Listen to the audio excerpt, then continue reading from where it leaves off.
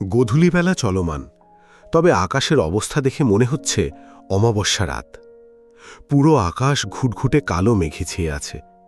বিদ্যুতের ঝলকানিতে ক্ষণে ক্ষণেই পশ্চিম আকাশ রক্তিম হয়ে চোখের সামনে ভেসে উঠছে। তার সাথে বাতাসের তাণ্ডব তো আছেই। ঝিরিঝিরি বৃষ্টি পড়ছে সেই বিকেল থেকেই। রাতে বোধহয় ঝড় আসবে। ভার্সিটির গেটের সামনে একটা কাকপক্ষীও অবশিষ্ট নেই। সবাই যে যার মতো চলে গিয়েছে।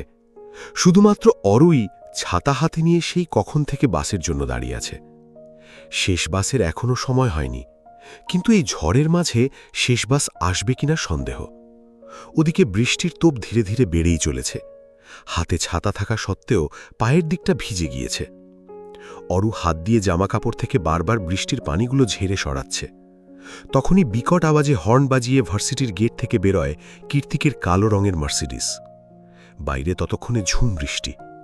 কীর্তিক অরুর সামনে গাড়ি দাঁড় করিয়ে জানালার কাচ নামিয়ে নির্লিপ্ত কণ্ঠে বলল, উঠে আয়, রাত হলে ঝড় আরও বাড়বে। আজ আর বাস আসবে বলে মনে হচ্ছে না। থাইল্যান্ড থেকে আসার পর থেকেই কীর্তিকের ওপর মহাবিরক্ত অরু। না পারলে কথা বলে না, এখনও বলতে ইচ্ছে করছে না। তাই ও দাঁড়িয়ে না থেকে চুপচাপ হাঁটা ধরে বৃষ্টিস্নাত রাস্তার ফুটপাত ধরে। কেন যেন মনের মাঝে জেদ চেপে বসেছে। কীর্তিকের কথাটি কিচ্ছুতে শুনবে না আজ। সবসময় কীর্তিকের জেদের কাছে পরাজিত হয়ে ক্লান্ত অরু। কীর্তিকের জেদের বশে করা কর্মকাণ্ড মনে পড়তেই হাঁটার গতি আরও বাড়িয়ে দিল। পায়ের জুতো পানিতে ভিজে জবজব আওয়াজ হচ্ছে, তবুও হনহনিয়ে হাঁটছে অরু। তবে বেশি দূর এগোনোর আগেই পেছন থেকে ওর ছাতাটা টান মেরে নিয়ে নেয় কীর্তিক। মাথার উপর থেকে ছাতা সরে যাওয়ায় কয়েক মুহূর্তের মাঝেই ঝুম বৃষ্টিতে কাক ভেজা হয়ে যায় অরু। কীর্তিকও তাই। Formal dress up, black shoes, wristwatch সবকিছু ভিজে একাকার। হুট করে ছাতা কেড়ে নেওয়াতে অরু ভুঁ কুচকে পেছনে ঘুরে দেখতে পায় ওর হ্যালোকিটি ছাতাটার বেহাল দশা করে ছেড়েছে কীর্তিক। সেটাকে দুমড়ে মুছড়ে ভেঙে ডাস্টবিনে ছুঁড়ে মেরে কীর্তিক বলল, এবার যা। অরুও কম যায় না। কীর্তিকের বাক্য শ্রবণের সঙ্গে সঙ্গে বৃষ্টির মাঝেই হাঁটা ধরে সামনের দিকে। তবে দ্বিতীয়বার স্পর্ধা দেখিয়ে আর পার পেল না অরু। সামনের দিকে এক কদম দিয়েছে কি দেয়নি তার আগেই ওর বুকের কাছের জামাটা খামচে ধরে কীর্তিক। এভাবে হঠাৎ আক্রমণে কেঁপে উঠে অরু হকচকির মলে, কি করছেন? জামাটা ছিঁড়ে যাবে তো। কীর্তিকর কথায় পরোয়া না করে অরুর চোখের দিকে নিজের বাজ পাখির মতো তীরের মতো চাহনি নিক্ষেপ করে বলল, কথা শুনছিস না? অনেক সাহস বেড়ে গিয়েছে দেখছি। আমার সামনে তেজ দেখাতে এলে সোজা গাড়িতে নিয়ে বাসর সেরে ফেলব। আর তুই এটা ভালো করেই জানিস, আমি যা বলি তাই করি। তাই নিজের ভালো চাইলে চুপচাপ গাড়িতে গিয়ে বস। কীর্তিকের লাগামহীন কথার পাছে গলার স্বর মুহূর্তেই ক্ষীণ হয়ে এলো অরুর। বরাবরের মতো এবারেও কীর্তিকের জেদের কাছে হেরে গিয়ে ভেজা শরীর নিয়ে চুপচাপ গাড়িতে বসে পড়ল। ঠিক গাড়িতে বসতেই কীর্তিক এসে ড্রাইভিং সিটে বসে গাড়ি স্টার্ট দেয়। বাইরের বৃষ্টির রিমঝিম আওয়াজ গাড়ির হাই কোয়ালিটির জানালা ভেদ করে মোটেই ভেতরে আসতে পারছে না। চারিপাশে পিন পতন নীরবতা। শুধু একটু পরপর নীরবতা ভেঙে সশব্দে হাঁচি দিচ্ছে কীর্তিক। হাঁচি দিতে দিতে চোখ নাক লালচে বর্ণ ধারণ করেছে তার। সেই কখন থেকে মানুষটা একাধারে হাঁচি দিচ্ছে দেখে উরু একটু আগ বাড়িয়ে বলে, বৃষ্টিতে ভিজে আপনার ঠান্ডা লেগে গেল বোধহয়। কীর্তিক আবারও হাঁচি দিতে যেয়ে নিজেকে সংবরণ করে বলে, গত দুদিন ধরে জ্বর, তাই হয়তো বৃষ্টির পানিতে পুনরায় ঠান্ডা লেগে গিয়েছে। কীর্তিকের কথায় উরু বেশ অবাক হয়। একই বাড়িতে থাকে ওরা তিনজন, অথচ একটা মানুষের গত দুদিন ধরে জ্বর, ওরা সেটা জানেই না। আর কীর্তিকও বা কেমন? জ্বর হলে মানুষ এতটা স্বাভাবিক কি করে থাকতে পারে? মুখ দেখে বোঝার উপায় নেই যে মানুষটার শরীর খারাপ। সবসময় সেই রাগী রাগী ভাব। উত্তাল প্রকৃতি রাত বাড়ার অপেক্ষা করেনি আর। সন্ধে রাতেই শুরু করে দিয়েছে তীব্র ঝড়ের তাণ্ডব। অনুর সাথে মাত্রই কথা হলো অরুর। সেও ঝড়ের মাঝে কোনো এক ক্যাফেতে আটকা পড়েছে। সাথে অবশ্য প্রত্যয় আছে, চিন্তা করার কারণ নেই। অনুর সাথে কথা হওয়ার পরপরই বিদ্যুৎ চলে গিয়েছে। এভাবে বিদ্যুৎ চলে যাওয়ায় অরু একটু ভরকে গেল। অন্য সময় বিদ্যুৎ গেলেও বাইরে থেকে আসা সোডিয়ামের আলোয় আলোকিত থাকে হলরুম। অথচ আজ নিকষ কালো ঘুটঘুটে অন্ধকার। ব্যাপারটা বোঝার জন্য কাঁচের দেওয়ালে উঁকি দিতেই অরু দেখতে পায় বাড়ির বাইরের রাস্তায় কোথাও এক ফোঁটা আলো নেই। হয়তো ঝড় বৃষ্টিতে কোথাও বৈদ্যুতিক তার বিচ্যুত হয়ে এমনটা হয়েছে। কিন্তু এই মুহূর্তে চারদিকের এমন তীব্র অন্ধকারে অরুর কেমন গা ছমছম করছে। ও কোনো মতে অন্ধকারে সিঁড়ি হাতড়ে কীর্তিকের রুমের দিকে পা বাড়ায়। কীর্তিক রুমেই আছে, অথচ ওর রুমটাও পুরোপুরি তিমিরে ঢাকা। একটু সময় নিয়ে খুঁজতে খুঁজতে কীর্তিকের রুমের বাইরে কয়েকবার টোকা মেরে উরু মিনমিনিয়ে বলল, একটু ফোনের ফ্ল্যাশটা অন করবেন, ভয় করছে। উরু বলার সঙ্গে সঙ্গে কীর্তিক মোবাইলের ফ্ল্যাশ অন করে বলল, ভেতরে আয়। উরু দরজা ঠেলে ভেতরে ঢুকেই মৃদু আলোতে দেখতে পায় কীর্তিক কমফর্টার মুড়ি দিয়ে শুয়ে আছে আর গতানুগতিকের চেয়ে একটু জোরে জোরে নিঃশ্বাস নিচ্ছে। উরু জানে কীর্তিক কখন এমনটা করে, তাই ও এগিয়ে গিয়ে শুধল, জ্বর বেড়েছে, আমি কি একটু চেক করে দেখব? কীর্তিক হাসকি স্বরে জবাব দিল, নিষেধ করেছি। উরু এবার একটু সংকোচ নিয়ে কীর্তিকের কপালে হাত ছোঁয়, অতঃপর বলে, আপনার অনেক জ্বর, কি করে ঠিক আছেন বলুন তো? কথাটা বলে অরু মোবাইল হাতে নিয়ে উঠতে নিলে কীর্তিক নিজের তপ্ত হাত দিয়ে অরুর হাত টেনে ধরে শুধায়, কোথায় যাচ্ছিস? অরু পেছন ঘুরে বলে, কাপড় ভিজিয়ে নিয়ে আসছি, মাথায় জলপট্টি দিলে ভালো লাগবে, ততক্ষণ একটু অন্ধকারে থাকুন। সন্ধ্যারাত গড়িয়ে ঘড়ির কাঁটা গিয়ে ঠেকেছে রাত 10টার কোঠায়। বিদ্যুৎ এখনো আসেনি, আর না অনু ফিরেছে। অরু সেই যে কীর্তিকের শিয়রে বসেছে, এখনো বসেই আছে। বৃষ্টির রিমঝিম আওয়াজে চোখ দুটো ভার হয়ে এসেছে ঘুমে। এবার মনে হচ্ছে যাওয়া দরকার, তাই ও কীর্তিকের মাথার জলপট্টিটা উল্টে দিয়ে বলল, আমি এখন যাই, ঘুম পেয়েছে। তৎক্ষণাৎ ওর হাতটা শক্ত করে চেপে ধরে চোখ বন্ধ রেখে কীর্তিক বলে, কোথাও যাবি না, এখানেই বসে থাক। বৃষ্টি কমেছে, বিদ্যুৎ আপা দুটোই চলে আসবে, তাছাড়া আমার ঘুম পেয়েছে তো। কীর্তিক অরুর কথায় তোয়াক্কা না করে বলল, ঘুমাতে হবে না, আমি বলেছি তুই যাবি না তার মানে যাবি না, নয়তো সবাইকে বলে দেব তুই আমার বউ। অরু দাঁত কিড়মিড় করে বিরক্ত হয়ে বলল, ব্ল্যাকমেলটা আপনি খুব ভালোই করতে পারেন, সব আমাকে শাস্তি দেওয়ার ধান্দা। কীর্তিকের সাথে কথায় না পেরে অগত্যাই অরু ঘুমু ঘুমু চোখ নিয়ে টলটল করে কীর্তিকের কাছেই বসে থাকে। একটা শ্বাসরুদ্ধকর পরিস্থিতিতে পড়ে খুব ভোরে ঘুম ভেঙেছে অরুর। কেমন যেন গরম লাগছে সবকিছু, গলার কাছে গরমটা একটু বেশিই লাগছে। চোখ দুটো তখনও খোলেনিও, তবে আশেপাশের সুঘ্রাণটা বারবার নাকে এসে সুরসুরি দিচ্ছে। চন্দন কাঠের স্নিগ্ধ মন মাতানো সুবাস। একটা লম্বা শ্বাস টেনে সুবাসিত বাতাসটা ভেতরে পুড়ে নিয়ে নড়ে চড়ে উঠে অরু। কিন্তু কি নড়াচড়া করার কোনো উপায়ান্তর নেই। মনে হচ্ছে হাত পা কেউ বেঁধে রেখেছে, কিন্তু কে দেখাবে এই দুঃসাহস? নিজেকে এভাবে বাঁধনে আবিষ্কার করে আচমকাই চোখ খোলে অরু। চোখ খোলার সঙ্গে সঙ্গে দুনিয়া দুলে ওঠে ওর। ওরও কৃতিকের বিছানায়, কৃতিকের সাথে ঘুমিয়ে আছে। কৃতিক নিজের হাত পা দিয়ে অরুকে আষ্টে পিষ্টে জড়িয়ে ধরে নিজের বুকের মধ্যে নিয়ে নিশ্চিন্তে ঘুমাচ্ছে। অরুর লম্বা চুলগুলো কৃতিকের কালো টিস্যুটের সাথে মিলেমিশে একাকার। এভাবে কৃতিকের পাশে নিজেকে আবিষ্কার করে অরু ঘাবড়ে গিয়েছে। মনে মনে ভাবছে, আপা জানলে কেলেঙ্কারি হয়ে যাবে, আমার এক্ষুনি চলে যাওয়া উচিত। কৃতিকের পিঠের নিচ থেকে নিজের চুলগুলো আস্তে করে টেনে বার করতে করতেই অরুর চোখ চলে যায় কৃতিকের ঘুমন্ত মুখটার দিকে। এত রাগ, এত জেদ, এত বেপরোয়া স্বভাব, কোনো কিছুর লেশমাত্র নেই এই ঘুমন্ত মুখটাতে। এখন যা রয়েছে সেটা কেবলই আকর্ষণ। যে কেউ এই ঘুমন্ত মুখটা দেখলে তীব্র আকর্ষণ অনুভব করবে। কি সুন্দর চেহারা, মাশাআল্লাহ। ঘুমের মাঝে কৃতিক খানিকটা নড়ে চড়ে উঠতেই ভ্রম ছুটে যায় অরুর।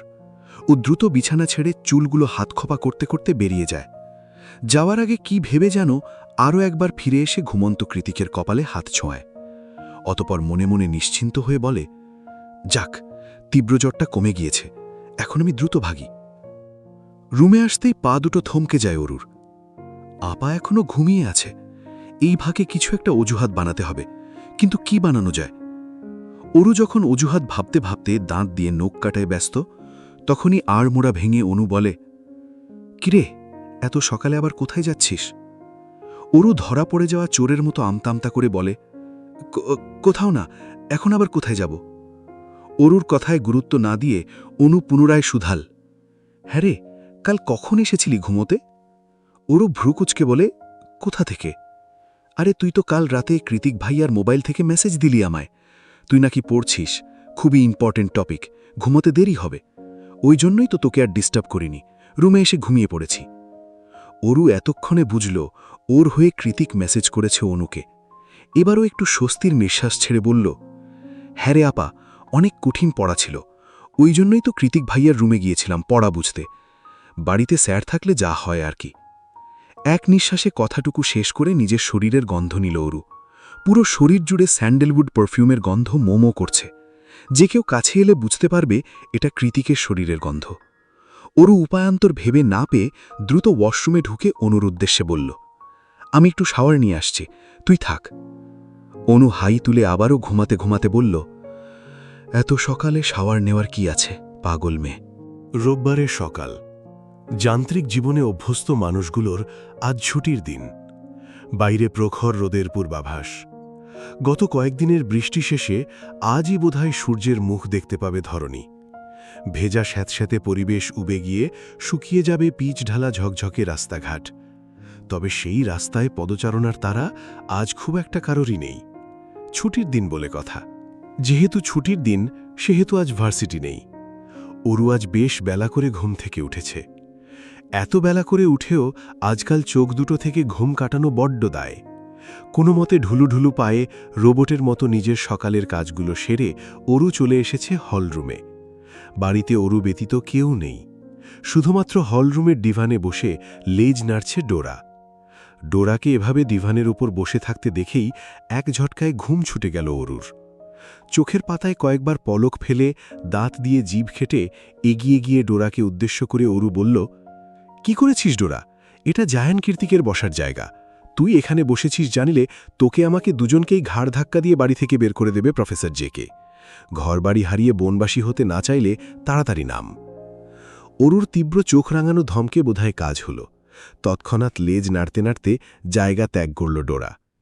ডোরা মুখ কাঁচুমাচু করে চলে যাওয়াতে অরু সেদিকে তাকিয়ে ফোঁস করে একটা দীর্ঘশ্বাস ছেড়ে বলল, রাগ করার কি আছে? আমি তো যা সত্যি তাই বললাম। প্রফেসর জেকে তো তুই চিনিস না, তাই অমন রাগ দেখাচ্ছিস। আমি চিনি, চিনব নাই বা কেন বল? ক্লাসে ম্যাক্রো ইকোনমিক্স পড়ায় তো। ডোরা অরুর এত হাবিজাদি কথা বুঝল কি বুঝল না তা বোধগম্য নয়। সে চুপচাপ গিয়ে লেজ গুটিয়ে অন্যত্র জায়গা দখল করে নিল। বসে পড়ল কিচেন কাউন্টারের এক পাশে। ডোরার কার্যক্রম খানিকক্ষণ পর্যবেক্ষণ করে অরুর চোখ গেল দোতলায় কীর্তিকের ঘরের দিকে। আজ উইকেন্ড, অথচ কীর্তিক সকাল সকাল বাড়িতে নেই। কোথায় গিয়েছে সেটাও জানে না অরু, জানার কথাও নয়।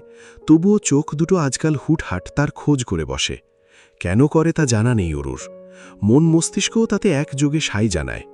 হৃদয়ের কোনো দিক থেকে কোনো বাধা নেই। তবুও অরুর ভয় হয়, ভীষণ ভয়। সেই সাথে কীর্তিকের উপর একরাশ বিরক্তি আর অভিমান তো আছেই। কি করে পারল ওকে এভাবে জোর করে বিয়ে করতে? ওর মতামতের কি কোনো দাম নেই? পরক্ষণেই মনে পড়ে যায় সেদিন রাতে কীর্তিক দেওয়া গম্ভীর, হৃদয় নিংড়ানো আশ্বাসটুকু, চিন্তা নেই, পুরো দুনিয়া আমি দু হাতে সামলে নেব, তোর শরীরে কলঙ্কের আঁচও লাগতে দেব না। কথাগুলো ছিল ভেলভেট মেঘের মতোই মসৃণ, অথচ প্রত্যেকটা কথাই উপচে পড়ছিল কি ভীষণ পুরুষত্ব আর কর্তৃত্ব। যেন কীর্তিকের জন্মই হয়েছে অরুকে দুহাতে আগলে রাখার জন্য। সেদিনের বলা প্রত্যেকটা শব্দ তীব্র ঝঙ্কার তুলেছিল অরুর শরীরের রন্ধ্রে রন্ধ্রে। মাথার মধ্যে উপচে পড়া চিন্তার জলোচ্ছ্বাসেরও মুহূর্তেই গতিপথ বদলেছিল। চোখ বন্ধ রেখে বিশ্বাস করতে ইচ্ছে হচ্ছিল মানুষটা যা বলছে ঠিক বলছে। বিয়েটা যখন জোর করে করেছে তখন দায়িত্ব অবহেলা করার পাত্র জায়ান কীর্তিক নয়। কিন্তু সময়ের পরিবর্তনে আবারও মনে হতে লাগল, তাতে কি আসে যায়? কীর্তিক যতই বলুক, ধর্মে যতই প্রাধান্য থাকুক, সৎ ভাইয়ের সাথে বিয়ের সম্পর্ক কোনো সমাজই ভালো চোখে দেখবে না, কোনো দিন না। তার ওপর মা আর আপা তো আছেই। অরু যখন নিজের অনিশ্চিত বৈবাহিক সম্পর্ক নিয়ে গভীর চিন্তায় মগ্ন হয়ে আছে, তখনই ল্যান্ডফোনের তীক্ষ্ণ আওয়াজে ওর ভাবনার সুতো ছিঁড়ে যায়। কীর্তিকের শূন্য ঘরের দিক থেকে চোখ নামিয়ে অরু তাকায় সেদিকে। মনে মনে ভাবে, ল্যান্ডলাইনে কল এসেছে, তার মানে আমার কল। কিন্তু এই সময় কে কল দিল? অরু ঠোঁট কামড়ে ফোনের ওপাশের মানুষটাকে আন্দাজ করতে না পেরে সহসা এগিয়ে গিয়ে ফোন কানে ধরল। ফোন কানে নেওয়ার সঙ্গে সঙ্গে ওপাশ থেকে ভেসে এলো অনুর উচ্ছ্বসিত ক্রন্দনরত আওয়াজ। গলায় অসম্ভব খুশি আর চোখে অশ্রুসিক্ত নোনা জল ধরে রেখে অনু বলল, অরু, দ্রুত নার্সিংহোমে চলে আয়, মা তোকে দেখতে চাইছে। অনুর কথায় চোখ দুটো বড় বড় করে অরু অবিশ্বাসের সুরে দ্বিতীয়বার শুধায়, কি বলছিস আপা? সত্যিই মা আমাকে খুঁজছে? হ্যাঁ রে বোন, মা তোকে খুঁজছে, এলেই দেখতে পাবি। অনুর সঙ্গে সঙ্গে অরুও এবার ব্যথাতুর খুশিতে ডুকরে কেঁদে উঠল। হ্যাঁ সূচক মাথা নাড়িয়ে বলল, আমি এক্ষুনি আসছি আপা, এক্ষুনি আসছি। ওর কথায় সায় জানিয়ে অনু কল কেটে দিলে অরু দ্রুত ব্যস্ত হয়ে পড়ে রেডি হওয়ার জন্য। অপারেশনের পরে মায়ের জ্ঞান ফিরেছে বেশ কয়েকদিন আগেই, তবে তখনও এত বড় অপারেশনের দুর্বলতা কাটিয়ে উঠতে পারেনি বলে কথা হয়ে ওঠেনি মায়ের সাথে। আজ বোধহয় মা পুরোপুরি সুস্থ হল। অসম্ভব খুশিতে পাগল পাগল লাগছে অরুর। আজ আবারও কতগুলো দিন পর মাকে সেই আগের মতো দেখতে পাবে অরু।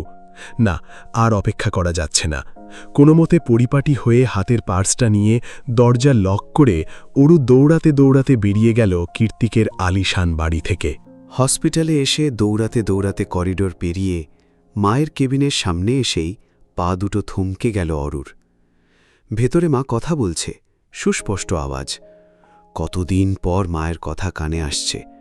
হৃদয়টা গুমোট আবহাওয়ার মতোই হাঁসফাঁস করছে ওর। মনে পড়ে যাচ্ছে শুরু থেকে সব কিছু।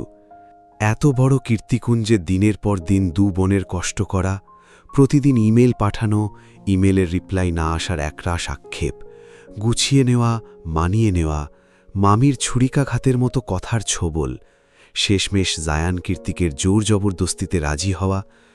এত কিছুর বিপরীতে এখন এই মুহূর্তে মায়ের দুটো আওয়াজ শুনে মনে হল সব দুঃখ ভ্যানিশ।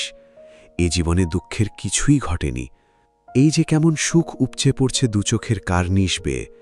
কাঁধ দুটো অসম্ভব হালকা লাগছে। বয়স কমে গিয়ে নিজেকে মায়ের ছোট্ট বাচ্চা মনে হচ্ছে। আর কি চাই? খানিকক্ষণ কেবিনের বাইরে দাঁড়িয়ে থেকে নিজের ভলবলিয়ে ওঠা অশান্ত হৃদয়টাকে শান্ত করে তবেই দরজা ঠেলে ভেতরে প্রবেশ করল অরু। চোখ দুটো তখনও অভিমারী জলের টইটম্বুরোর। কয়েক মিটার দূরত্বে বসে আছে মা।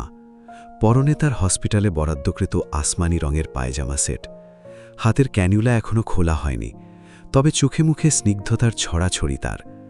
এমন সুস্থতা দেখে মনে হচ্ছে নতুন করে জন্ম হলো তার। অবশ্য অরুর এমন মনে হওয়ারই কথা, কারণও খুব বেশি মায়ের ধারে কাছে থাকেনি। শুরু থেকে শেষ পর্যন্ত অনুর ত্যাগ তিতিক্ষার কাছে অরুর এই সামান্য কষ্ট কিছুই না। আজমেরি শেখ বরাবরই রাশভারী গোছের মানুষ। খুব একটা আবেগ তিনি দেখাতে পারেন না, কিন্তু এরকম একটা মুহূর্তে নিজেকে ধরে রাখা দায় তিনিও পারলেন না। এক হাতে অনুকে আগলে রেখে অন্য হাত এগিয়ে দিলেন অরুর উদ্দেশ্যে। অরুরও আর অপেক্ষা করল না, ছুটে এসে জাপটে ধরল মাকে। 3 মা মেয়ের কান্নার রোল পড়ে গেল পুরো কেবিন জুড়ে। এতগুলো দিন পর অনুর মনে হচ্ছে ও আর একা নয়, ওকেও স্নেহ করার মানুষ আছে। এর চেয়ে প্রশান্তির আর কী বা হতে পারে? আজমেরি শেখ 2 মেয়ের মাথায় চুমু খেয়ে বললেন, সব ঠিক হয়ে গিয়েছে, সব, আর দুঃখ নেই। তোমাদের মা সুস্থ হয়ে গিয়েছে দেখো। জবাবে অনু কাঁদতে কাঁদতে বলল, তুমি আবারও আমাদের বুকে টেনে নিয়ে আদর করছো। এর চেয়ে সুখের আর কি হতে পারে মা? আমরা পেরেছি। আমি আর অরু হাল ছাড়িনি। আমরা তোমাকে ফিরে পাওয়ার আশা ছাড়িনি, ভবিষ্যতেও ছাড়ব না। তোমার শরীরের একটিও ত্রুটিও হতে দেব না আমরা। ওদের কান্নাকাটির মাঝেই চেকআপের উদ্দেশ্যে কেবিনে প্রবেশ করেন ডক্টর এডওয়ার্ড। ডক্টরের হঠাৎ আগমনে 3 জনেরই কান্নাকাটিতে ভাটা পড়ল এতক্ষণে। তৎক্ষণাৎ ডক্টরকে জায়গা করে দিয়ে 2 বোন দুদিকে সরে দাঁড়াল ওরা। অতঃপর আজমেরি শেখকে ভালোমতো চেকআপ করে ঠোঁটের কোণে একটা আন্তরিকতা জড়ানো হাসি ঝুরিয়ে ডক্টর বলেন, কংগ্রাচুলেশনস মিসেস আজমেরি, আপনার অপারেশনের পর আপনি এখন পুরোপুরি ফিট আছেন। আজ বা কালকের মধ্যেই আপনাকে ডিসচার্জ করে দেওয়া হবে। তবে হ্যাঁ, প্রথম দিকে প্রতি সপ্তাহে এবং পরবর্তীতে প্রতি মাসে একবার করে নার্সিংহোমে এসে হার্টের কন্ডিশন চেকআপ করতে হবে আপনার। অন্তত 6 মাস এটা ধারাবাহিকভাবে করতে হবে। তাই অনুরোধ করব আগামী 6 মাসে দেশে না ফেরার। 6 মাস পরে যখন আপনার হার্টের কন্ডিশন পুরোপুরি স্টেবল হয়ে যাবে, তখন আপনি যে কোনো সময় দেশে ফিরতে পারবেন। আজমেরি শেখ বরাবরই যথেষ্ট স্মার্ট এবং দক্ষ মহিলা। ইংরেজিতেও তিনি যথেষ্ট পারদর্শী। জামশেদ জায়ানের সাথে দেশ বিদেশ ঘুরে ব্যবসা সামলেছেন, পারদর্শী হওয়ারই কথা। তাই তিনি নিজ থেকেই ডক্টরকে শুধালেন, ডক্টর এডওয়ার্ড, 6 মাসই থাকতে হবে? ডক্টর এডওয়ার্ড স্মিত হেসে জবাব দিলেন, depend on your heart. Heart যত তাড়াতাড়ি আপনার শরীরের সাথে খাপ খাওয়াতে পারবে, আপনি তত তাড়াতাড়ি ফিরতে পারবেন। ডক্টরের কথায় আজমিরি শেখ হ্যাঁ সূচক মাথা নাড়ালে ডক্টর অনুকে কিছু দিক নির্দেশনা দিয়ে কেবিন থেকে চলে যান। ডক্টর বেরিয়ে যাওয়ার কয়েক মিনিটের মাথাতেই একটা ফ্লাওয়ার বুকে নিয়ে কেবিনে ঢুকল প্রত্যয়। অনু তখনও বসে বসে ডক্টরের বলা কথাগুলো নোট করছিল ডায়েরিতে। অরু মায়ের জন্য কমলার খোসা ছাড়াচ্ছিল।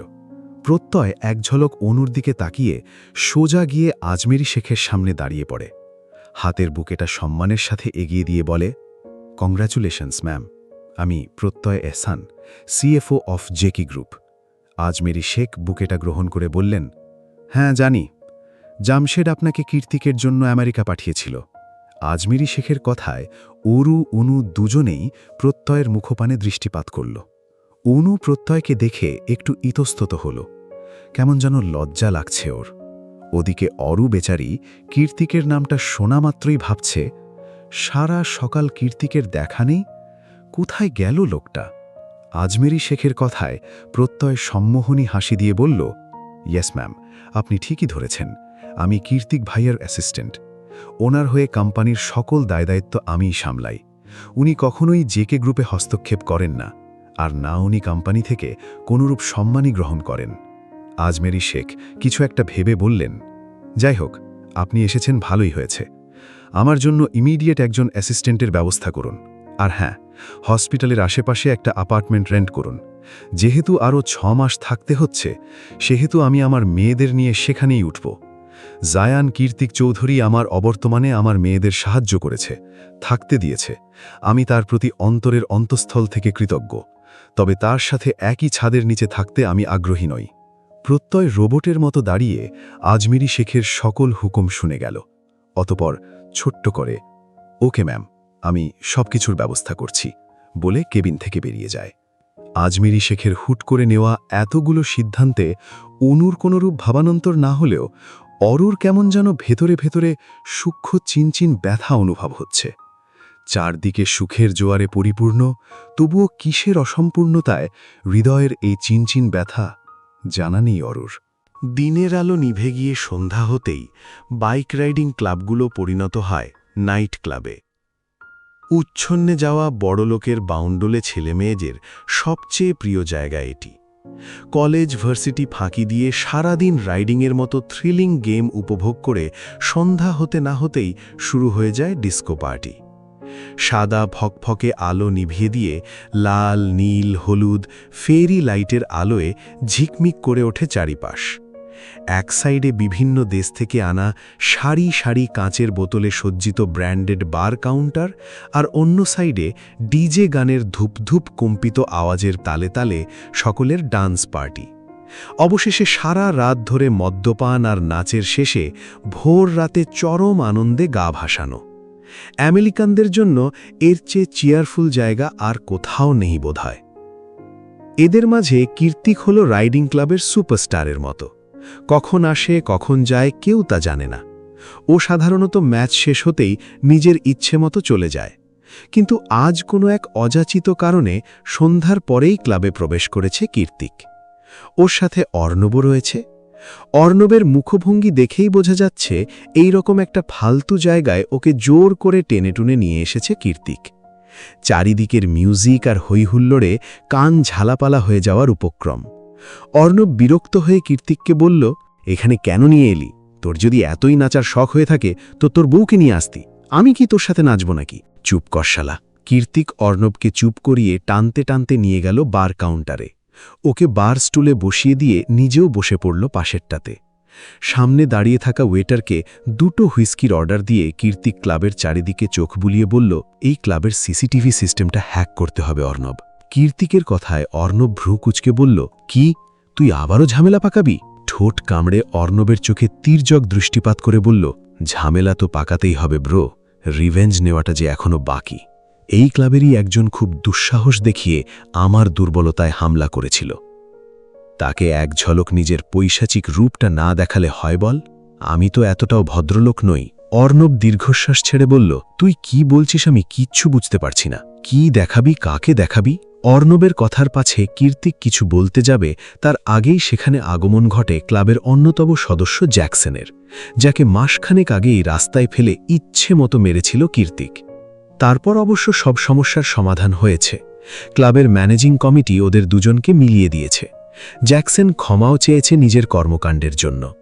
এখন সম্পর্কটা মোটামুটি ঠিকঠাক, তাই তো কীর্তিককে দেখামাত্রই এগিয়ে এসেছে সে। এগিয়ে এসে আরেকটা বারস্টুল টেনে বসতে বসতে ঠোঁটের ভাঁজে সূক্ষ্ম হাসির রেখা টেনে অবাক হয়ে জ্যাকসন শুধল, আরে জেকে ব্রো, আপনি তো কখনোই নাইট ক্লাবে থাকেন না, আজ হঠাৎ কি? জ্যাকসনের কথায় কীর্তিকও নিজে ঠোঁটের কোণে হাসি টেনে বলল, তোমাদের সাথে ড্রিঙ্কস করতে মন চাইল তাই থেকে গেলাম। ভালো করিনি? Oh, that's really good bro, let's enjoy. ওদের মধ্যে জ্যাকসনই প্রথমে পান করা শুরু করে। 1 পেগ, 2 পেগ, 3 পেগ, অতঃপর অগণিত পেগ। কীর্তিক আর অর্ণব কিছুটা টাল হয়েছে, তবে জ্যাকসনের অবস্থা পুরোপুরি টালমাটাল। 2 চোখ ঝাপসা, চোখের সামনে বসে থাকা একটা কীর্তিককে 10টা মনে হচ্ছে। কি রোমাঞ্চকর! Let's do a ride Jackson, I am sure এবার তুমিই চ্যাম্পিয়ন হবে। জ্যাকসন যখন টলটলটে আরও হার্ড ড্রিঙ্কসের অর্ডার দিচ্ছিল, তখনই কীর্তিক ওকে অফারটা করে বসে। জ্যাকসনের মাথা ঠিক নেই, ওর মাথায় চ্যাম্পিয়ন হওয়ার ভূত বহু আগে থেকেই চড়ে বসে আছে। এই মুহূর্তে নিজের শরীরে একটা আলাদাই জোশ অনুভব করছে জ্যাকসন। মনে হচ্ছে ওর উপরে টেক্কা দেওয়ার মতো কেউ নেই, কেউ থাকতেও পারে না। কে আজও সেটা দেখিয়েই ছাড়বে। কীর্তিক বলার সঙ্গে সঙ্গে দাঁড়িয়ে পড়ে জ্যাকসন। নিজের শার্টের কলারে একটা ঝাড়া দিয়ে বাইকের হেলমেট নিয়ে বাইরে যেতে যেতে বলে, লেটস গো। কীর্তিক বাঁকা হেসে বলল, ওয়াও, এত জলদি? জ্যাকসন চলে গেলে কীর্তিকও নিজের হেলমেট নিয়ে ওর পেছনে পেছনে হাঁটা দিলে অর্ণবকে টেনে ধরে বলে, তুই কি পাগল? ও তো পুরাই টাল হয়ে আছে, বাইক স্টার্ট দেওয়ার সাথে সাথে অ্যাক্সিডেন্ট করবে। কীর্তিক দাঁতে দাঁত চেপে বলল, সেটাই চাইছি, চল এবার। পেছন থেকে অর্ণব বলল, আর তুই? তুই নিজেও তো ড্রাঙ্ক। নিজের উপর কন্ট্রোল আছে আমার অর্ণব, তুই চল। নিজেদের সুপরিচিত রাইডিং ম্যাচের রাস্তায় এসে দুজনেই বাইক স্টার্ট করল ওরা। চারিপাশে রাস্তাটা পুরোপুরি অন্ধকার নয়, আবার খুব আলোকিতও নয়। সোডিয়ামের নিয়ন আলোয় পুরো রাস্তা জুড়ে আলো ছায়া বিরাজমান। জ্যাকসনের মাথায় চ্যাম্পিয়ন হওয়ার ভূত কুণ্ডলী পাকিয়ে মাথাচাড়া দিয়ে উঠছে। আজও দেখিয়েই ছাড়বে জ্যাকসন কি জিনিস। ওদিকে কীর্তিক প্রথমেই খুব ধীর গতিতে বাইক স্টার্ট দেয়। বাইক স্টার্ট দেওয়ার সঙ্গে সঙ্গে জ্যাকসন হাওয়ার বেগে দৃষ্টিসীমার বাইরে চলে যায়। এই দেখে অর্ণব ভয়ার্ত নজরে তাকিয়ে মনে মনে আওড়ায়, হয় মরবে, না হয় মৃত্যুকে খুব কাছ থেকে দেখে আসবে। কেন যে জেকের মতো পাগলের সাথে লাগতে এসেছিল, হু নোজ। যেহেতু কীর্তিক নিজেও ড্রাঙ্ক ছিল, তাই ও নিজেও কিছু দূর যেতেই উল্টে পড়ে যায়। পড়ে গিয়ে সেখানে বসেই শব্দ করে হাসতে থাকে ও। কীর্তিক পড়ে গিয়ে দেখে অর্ণবর্তীকে ছুটে এগিয়ে এসে বলল, আরে ওকে, এটা কেন করলি ভাই? ছেলেটা খুব খারাপভাবে আহত হবে। কীর্তিক বাইকটাকে শরীরের উপর থেকে সরিয়ে আস্তে ধীরে উঠতে উঠতে বলল, ওই বাস্টারটা আমার অরুকে মাঝ রাস্তায় অ্যাটাক করেছিল। শুধুমাত্র আমার ওপর জেদ ফলাতে গিয়ে ও অরুকে ছুরি নিয়ে তাড়া করেছে। ইভেন আমি সময় মতো না এলে কি না কি হয়ে যেত সেটা একমাত্র ওপরওয়ালাই ভালো জানে। তাহলে তুই কি করে ভাবলি এত বড় একটা দুঃসাহস দেখানোর পরেও আমি ওকে এত সহজে ছেড়ে দেব? কখনো না। তাছাড়া আমি আর কী বা করলাম? ও নিজেই তো বাইক নিয়ে চলে গেল। এখন যদি ভালোয় ভালোয় বেঁচে যায় তো যাক, আর যদি না যায় তাহলে ধরে নেব ওর চ্যাম্পিয়ন হওয়ার নেশাই ওকে কোয়ালো। শেষ কথাটা বলতে বলতে একটা তীর্যক কপট হাসিতে প্রসারিত হল কীর্তিকের ডার্ক ব্রাউন ঠোঁটজোড়া। অরুর কৌতূহলী মন আর বাধা মানল না। ফার্স্ট এড বক্সটা এক হাতে ধরে অন্য হাতে কাঠের ছোট বক্সটার উপর হাঙুল ছোয়াল ও। ডালাটা আলতো করে খুলতেই অরুর চোখ দুটো ছানা বড়া হয়ে গেল। ভেতরে মখমলের লাল কাপড়ের উপর যত্নে রাখা রয়েছে একজোড়া রূপোর নূপুর, ঠিক তেমন নূপুর যেমনটাও সেদিন মাঝ রাস্তায় কীর্তিকে ড্রয়ারে দেখেছিল। কিন্তু চমকের এখানেই শেষ নয়। নূপুরটার ঠিক পাশেই ভাঁজ করে রাখা একটা ছোট্ট পাসপোর্ট সাইজ ছবি। অরু কাঁপতে থাকা আঙুলে ছবিটা তুলে নিতেই ওর হৃৎস্পন্দন যেন এক মুহূর্তের জন্য থমকে গেল। এটা তো অন্য কারো ছবি নয়, ওর নিজের কৈশোরের ছবি। মাথায় দুটো ঝুঁটি করা, মুখে এক চিলতে চঞ্চল হাসি। ছবির কোণায় নিখুঁত কলমের কালিতে ছোট করে লেখা হার্টবিট। পুরো মাথায় যেন আকাশ ভেঙে পড়ল অরুর। কীর্তিক তবে ওকে এখন থেকে নয়, বহু আগে থেকেই চেনে। যে মানুষকেও এতদিন শুধুই একজন রাগী বেপরোয়া সৎ ভাই আর জোর করে বিয়ে করা স্বামী হিসেবে জেনে এসেছে, তার আড়ালে এত বড় একটা রহস্য লুকিয়ে আছে। খোঁজা শেষ হল, নাকি ড্রয়ারের ভেতর সংসার পাতার ইচ্ছে আছে? হঠাৎ দরজার পাশ থেকে কীর্তিকের ভারী আর কর্কশ কণ্ঠস্বর ভেসে আসতেই অরু চমকে উঠল। ও তড়িঘড়ি করে ছবি আর নুপুরটা বক্সে লুকিয়ে কাবাডের পাল্লা বন্ধ করে দিল। ফার্স্ট এড বক্সটা বুকে চেপে ধরে আমতা আমতা করে ঘুরে দাঁড়াল। দরজায় হেলান দিয়ে দুহাত বুকের ওপর বেঁধে দাঁড়িয়ে আছে কীর্তিক। চোখে সেই চিরচেনা তীক্ষ্ণ বাজ পাখির মতো চতুর চাউনি।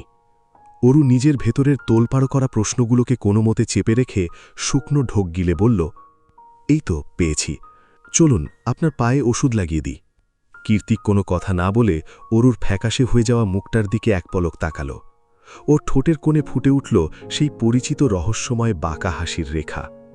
অরু পাশ কাটিয়ে হলরুমের দিকে যেতে নিলেই কীর্তিক ওর খুব কাছ দিয়ে যাওয়ার সময় নিচু হাস্কি স্বরে ফিসফিস করে বলল, কিছু জিনিস না খুঁজেই পেয়ে যাওয়া ভালো হার্টবিট, বেশি ঘাটলে সহ্য করতে পারবি না। কীর্তিকের কথা শুনে অরুর পুরো শরীর আবার সেই চেনা শিহরণে কেঁপে উঠল। ও আর কোনো প্রশ্ন না করে দ্রুত পায়ে হলরুমের কাউচের দিকে এগিয়ে গেল। কিন্তু মনের ভেতর একটাই প্রশ্ন ঘুরপাক খাচ্ছে, কে এই জায়ান কীর্তিক চৌধুরী?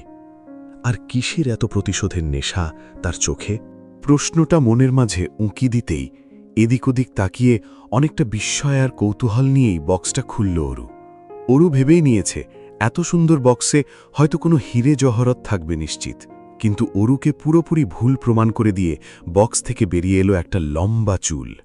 অরু আশাহত নজরে চুলটাকে দেখে নাক সিটকে বলল, ইউ, এটা আবার কি? পরক্ষণেই ওই চুলটাকে নিজের চুলের সাথে মিলিয়ে অরু বলল, আরে এটা তো মনে হচ্ছে আমার চুল। উনি কি কালো জাদু-টাদু করেন নাকি? ওরো! নিচ থেকে ভেসে আসে কীর্তিকের ঝাঁঝালো চিৎকারে লাফিয়ে উঠল অরু। কোনো মতে জায়গার জিনিস জায়গায় রেখে ফার্স্ট এইড বক্স নিয়ে সহসা নেমে গেল নিচতলায়। তারপর দৌড়ে এসে হাঁটু গেড়ে বসে পড়ল কীর্তিকের পাশে। এতদিন ধরে এই বাড়িতে আছিস, এখনও একটা বক্স খুঁজতে এতক্ষণ সময় লাগে? কীর্তিকের কথায় অরুর মনে পড়ে যায় ও আর এই বাড়িতে নেই। কথাটা ভাবতেই ঈশান কোণে মেঘ জমার মতোই মনের কোণে সুপ্ত হাহাকার জমে ওঠে অরুর। অরু নিশ্চুপ বসে বসে কীর্তিকের পায়ে হাত চালাচ্ছে দেখে কীর্তিক ভ্রু কুঞ্চিত করে বলল, কি ভাবছিস? অরু তার ছোট্ট ছোট্ট হাত দিয়ে অন টাইম ব্যান্ডেজগুলো লাগাতে লাগাতে বলল, ভাবছি আজকে যা বলার বলুন, আমি তো কাল চলেই যাচ্ছি। কীর্তিক ডিভানের গায়ে নিজের মাথাটা এলিয়ে দিয়ে বলল, আমায় ছেড়ে কোথায় যাবি তুই? অরু এবার সিরিয়াস হয়ে কীর্তিকের মুখের দিকে তাকিয়ে বলল, সিরিয়াসলি, কাল চলে যাচ্ছি আমরা। মা সুস্থ হয়ে উঠেছেন, আমাদের জন্য স্যান ফ্রান্সিসকোতে অ্যাপার্টমেন্ট রেন্ট করা হয়েছে। অরুর কথাটা বলতে দেরি হল, শক্ত হাতে ওর গাল দুটো চেপে ধরতে দেরি হল না কীর্তিকের। হঠাৎ চড়াও হওয়া তীব্র রাগে বেশ শক্ত করেই গাল দুটো চেপে ধরেছে কীর্তিক। এতক্ষণের শান্ত মসৃণ রূপটা মুহূর্তেই ধারণ করেছে ভয়ঙ্কর অগ্নিমূর্তি। অরুর মনে হচ্ছে ওর গালের হাড়গোড় এক্ষুনি ভেঙে যাবে। অসহিষ্ণু ব্যথায় চোখ দুটো টলমলে হয়ে উঠল ওর। তৎক্ষণাৎ অস্পষ্ট সুরে কীর্তিককে বলল, খুব ব্যথা লাগছে, ছাড়ুন। কীর্তিক ছাড়ল না, উল্টে ওকে কাছে টেনে নিয়ে হিসিয়ে বলল, আমার জীবনের সবচেয়ে বড় ভুল কি জানিস? তোর প্রেমে পড়া। সেই শুরু থেকে যন্ত্রণা দিতে দিতে লাইফটাকে হেল বানিয়ে ছেড়েছিস, এখনও দিচ্ছিস। কথাটা বলে পায়ের নিচে থাকা টি টেবিলটায় সশব্দে লাথি মারল কীর্তিক। সঙ্গে সঙ্গে ঝনঝন আওয়াজ করে টেবিলটা উল্টে পড়ল অন্য পাশে। বোধহয় কাঁচগুলো ভেঙে গুড়িয়ে গিয়েছে। কীর্তিক সেদিকে দৃষ্টিপাত না করে অরুর এতক্ষণ ধরে করা ব্যান্ডেজগুলোকে টেনে হিঁচড়ে তুলে ফেলে। এভাবে নিজেকে কষ্ট দেওয়ার কি মানে হয়? অরু চেঁচিয়ে উঠল, আরে কি করছেন? আবারও রক্ত বেরোবে তো। কীর্তিক অরুর কথায় কর্ণপাত না করে ব্যান্ডেজগুলো ছুঁড়ে ফেলে ওকে এক প্রকার ধাক্কা মেরে সরিয়ে হনহন করে বাড়ি থেকে বেরিয়ে যায়। কীর্তিক চলে যেতেই অরু ধপ করে মেঝেতে বসে পড়ে। নিজেকেই নিজে আশ্চর্য হয়ে প্রশ্ন করে, উনি কি বললেন? উনি আমার প্রেমে পড়েছেন? কবে, কোথায়, কখন? যেই মানুষটা আমাকে দুই চোখে সহ্যই করতে পারে না, সে কি করে আমার প্রেমে পড়ল? আমি কি ঠিক শুনেছি? আপন মনে কথাগুলো বলতে বলতেই অরুর হাত চলে যায় বুকের বাম পাশে। আবারও সেই তীক্ষ্ণ চিনচিন ব্যথা। এটা কি তাহলে জায়ান কীর্তিকের জন্যই হচ্ছে? আরও একটা ব্যস্ত দিনকে বিদায় জানিয়ে সন্ধ্যা তিমিরে মুড়িয়ে গিয়েছে চারিপাশ। বাইরে বৃষ্টি নেই, তবে প্রবল বেগে হাওয়ার তাণ্ডব চলমান।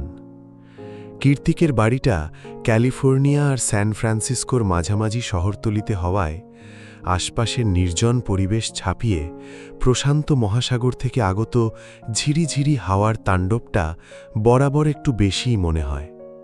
কিন্তু আজ সন্ধ্যার ঝড়ো হাওয়াটা তার চেয়েও দ্বিগুণ মনে হচ্ছে। হঠাৎ করেই কেন এই ঝড়ো হাওয়া কে জানে। সারাদিন পরে মাত্রই ভার্সিটি থেকে বাড়িতে ফিরেছে কীর্তিক। পরনে ইটালিয়ানদের মতো আটোসাটো ফর্মাল স্যুট গলিয়ে পুরুষালী শরীরের পেশিগুলো স্পষ্ট দৃশ্যমান। হাতে সিলভার রঙের রোলেক্স ঘড়ি, মাথার চুলগুলো ব্যাকব্রাশ করে সেট করা। এই কীর্তিককে দেখলে কেউ ভুলেও বলবে না যে সে ছন্ন ছাড়া, বেপরোয়া আর উদ্ভ্রান্তের মতো বাইক রাইড করে, যার কাছে নিজ জীবনের 2 পয়সার মায়াটুকু নেই। ওর ভেতরের মায়া, আসক্তি যেটুকুই আছে তা একমাত্র অরুকে ঘিরে। হুহু বাতাসের মাঝেই কীর্তিক গ্যারেজে গাড়ি পার্ক করে সোজা ঢুকে গিয়েছে বাসার মধ্যে। পাসওয়ার্ড টিপে হলরুমে পা রাখতেই একটা শুষ্ক ঢোক গিলল কীর্তিক। পুরো বাড়ি অন্ধকারে ছেয়ে আছে, কোনরূপ মানুষের আওয়াজ নেই, একটা নিঃশ্বাসের শব্দও নেই। তাহলে অরু, অনু ওরা কোথায়? সকালেই তো কীর্তিক অরুকে বাড়িতে দেখে গিয়েছে, তাহলে এখন কোথায়? অরু কি সত্যিই চলে গেল? মস্তিষ্কের ভেতর একের পর এক হামলা দিতে থাকা দানা বাঁধা অসহিষ্ণু প্রশ্নের উত্তর ভাবতে গিয়েই সুদর্শন তীক্ষ্ণ চোয়ালটা আরও খানিকটা তীক্ষ্ণ হয়ে উঠল কীর্তিকের। দাঁত গিয়ে ঠেকল দাঁতের সাথে। ও দ্রুত পায়ে এগিয়ে গিয়ে সুইচবোর্ড চেপে হলরুমের আলো জ্বালালো। আলো জ্বালাতেই কিচেনের ওপাশ থেকে মিয়াও মিয়াও আওয়াজ করে গা ঢাকা দিল ডোরা। কীর্তিক ডোরার দিকে এক নজর দৃষ্টিপাত করে চেঁচিয়ে অরুর নাম করে ডেকে উঠল, অরু, অরু, এক্ষুনি নিচে নাম, নয়তো আমি ওপরে গেলে তোর খবর আছে। না, দোতলার ঘর থেকে কোনরূপ আওয়াজ ভেসে এলো না। অরুও হন্তদন্ত হয়ে নেমে এলো না। রাগে ফোঁসফাঁস করতে করতে এবার কীর্তিক নিজেই সোজা দোতলায় গিয়ে অরুদের রুমে ঢোকে যায়। রুমে ঢোকা মাত্রই 2 চোখ খিচে বন্ধ করে ফেলল কীর্তিক। যা ভেবেছিল তাই। অরু ওকে না জানিয়েই বাড়ি থেকে চলে গিয়েছে। রুমের মধ্যে এখন আর অরুর একটা সুতোও অবশিষ্ট নেই। থাকলে হয়তো সেটাকেও চুলের মতো বাক্সবন্দি করে রাখত কীর্তিক। এই মুহূর্তে মস্তিষ্কের রাগ, জেদ, হিংস্রতা সবকিছু ছাপিয়ে ভেতরটা তীব্র দহনে পুড়ছে খুব। অরু কীর্তিককে না জানিয়ে চলে গেল। কি করে পারল এটা? বেশ কয়েক মিনিট পেরিয়ে গেলে বুকের ভেতরে অনেকটা অক্সিজেন মিশ্রিত বাতাস ভরে নিয়ে চোখ খোলে কীর্তিক। চোখ খুলতেই আবারও সেই অজানা হাহাকার। অরু নেই। অরুর পায়ের নুপুরের রিনঝিন আওয়াজ নেই। অরুর শরীরের গন্ধ নেই, কিচ্ছু নেই। এই মুহূর্তে পুরো বাড়িটাকেই মৃত্যুপুরী ঠেকছে কীর্তিকের নিকট। ওর কেন যেন দম বন্ধ হয়ে আসছে এখানে। শরীরের মাঝে কুণ্ডলি পাকিয়ে ওঠা তীব্র অস্থিরতা দমাতে একে একে কোট, টাই, ঘড়ি সবকিছু মেঝেতে ছুঁড়ে মারে কীর্তিক। আজ আবারও বহুদিন বাদে সেই পুরনো বিষণ্ণতা এসে হানা দিয়েছে মস্তিষ্কে। মনে হচ্ছে এমন দম বন্ধকর পরিস্থিতিতে বেঁচে থাকার চেয়ে মৃত্যুই শ্রেয়। যেহেতু কীর্তিক অনেক দিনের চলমান চিকিৎসার প্রভাবে আগের চেয়ে ভালো আছে, তাই আপাতত নিজেকে সামলে নিতে পারছে। তবুও এসব কুচিন্তা ভাবনাগুলোকে দূরে ঠেলতে চায়ও। কিন্তু এই বদ্ধ রুমের ভেতরে এক ফোঁটা দম নেওয়ার উপায় নেই। তাহলে কি করা যায়? অতঃপর কিছু একটা ভেবে দ্রুত দোতলা থেকে নেমে আসে কীর্তিক। নিচে গিয়ে বাইকের চাবি আর হেলমেট নিয়ে বেরিয়ে পড়ে কোনো এক অজানা গন্তব্যের উদ্দেশ্যে। ছোটখাটো কোনো জীর্ণশীর্ণ ফ্ল্যাট নয়, অরুদের জন্য রেন্ট করা হয়েছে বিলাসবহুল এক অ্যাপার্টমেন্ট ভবন। অরুদের অ্যাপার্টমেন্টটা ভবনের 3 তলায় অবস্থিত। আজমেরি শেখ হার্টের রোগী, তাই খুব বেশি উপরে নেওয়া হয়নি বাসাটা। সন্ধে থেকে সবকিছু গোছগাছ করতে করতে প্রায় রাত হয়ে গিয়েছে অনেক। ওরা 3 জন ছাড়াও আজমেরি শেখের নতুন অ্যাসিস্ট্যান্ট রাজ হাতে হাতে অনেকটা সাহায্য করেছে সবকিছুতে। ছেলেটা বাঙালি, দেখতে শুনতেও বাঙালিদের মতোই শ্যামবর্ণের। স্বভাব চরিত্র মোটেও গুরুগম্ভীর নয়। কথায় কথায় হাসে, অন্যকেও হাসায়। আজমেরি শেখের মতো বিচক্ষণ মহিলাও তার কথায় হাসতে বাধ্য হন। রাজকে পেয়ে অনুও অনেকটা নিশ্চিন্ত। ছেলেটা মায়ের ভালোই খেয়াল রাখতে পারবে, সেটা চোখ বন্ধ করে বলে দেওয়া যায়। রাজ প্রথমেই এসে যে কাজটা করেছে, অরুকে একটা নিকনেম দিয়ে দিয়েছে, পিচ্চি পাখি। রাজের এমন লুতুপুতু ডাকে অরু বেশ বিভ্রান্ত, তাছাড়া সে পিচ্চিটা কোথায়? একটা বিবাহিত মেয়েকে পিচ্চি বলে? আশ্চর্য। অরু যখন হিজিবিজি ভাবতে ভাবতে দাঁড়িয়ে থেকে রাজের কর্মকাণ্ড পরখ করছিল, তখনই ওর পাশে এসে দাঁড়ায় অনু। কাঁধের ওপর কনুই ঠেকিয়ে বলে, ছেলেটা বেশ স্মার্ট, কি বলিস? আসার পর থেকেই কেমন সবাইকে মাতিয়ে রেখেছে। অরু মুখ ভেঙিয়ে বলল, স্মার্ট না ছাই, আমাকে বলে কিনা পিচ্চি পাখি। তুই বলাপা, আমাকে কি পিচ্চি মনে হয়? অনু অরুর মাথায় আলতো করে চাটি মেরে বলল, বোকা মেয়ে, তুই আমাদের মধ্যে সবার ছোট, তাই আদর করে পিচ্চি বলেছে, এতে গাল ফোলানোর কি আছে? অরু অনুকে সরিয়ে দিয়ে বলল, ওহ, তুই বুঝবি না আপা, মন ভালো নেই, দূরে যা। এখানে না বোঝার কি হলো? আজীব। অনু আর কথা না বাড়িয়ে ঠোঁট উল্টে বিড়বিড় করতে করতে কিচেনের দিকে চলে যায়। অনু যেতেই রাজ অরুর দিকে ঘুরে তাকিয়ে বলল, এই যে পিচ্চি পাখি, দাঁড়িয়ে না থেকে একটু হেল্প করলেও তো পারো, একা হাতে এতগুলো ওয়ালবোর্ড লাগানো যায়? রাজের কথায় অরু তেতে উঠে মুখ ঝামটি দিয়ে রুমে যেতে যেতে বলল, পারব না, করলে করুন, না করলে ভাগুন। অরু চলে যেতেই রাজ মুচকি হেসে বলল, হাও কিউট। রুমে এসে লাইট নিভিয়ে বিছানায় গা এলিয়ে দিল অরু। অরুর উদাস উদাস লাগছে খুব। কালকে তৈরি হওয়া বুকের মাঝের চিনচিন ব্যথাটা এখন তীব্র আকার ধারণ করেছে। ঘুমানোর আশায় চোখ দুটো বন্ধ করলেই একটা অসম্ভব সুদর্শন রাগি রাগি মুখ এসে হানা দিচ্ছে চোখের পাতায়। কি চায় সে? কেন ঘুমাতে দিচ্ছে না? কেনই বা বুকের বাঁ পাশে তীব্র ব্যথার কারণ হয়ে দাঁড়িয়েছে?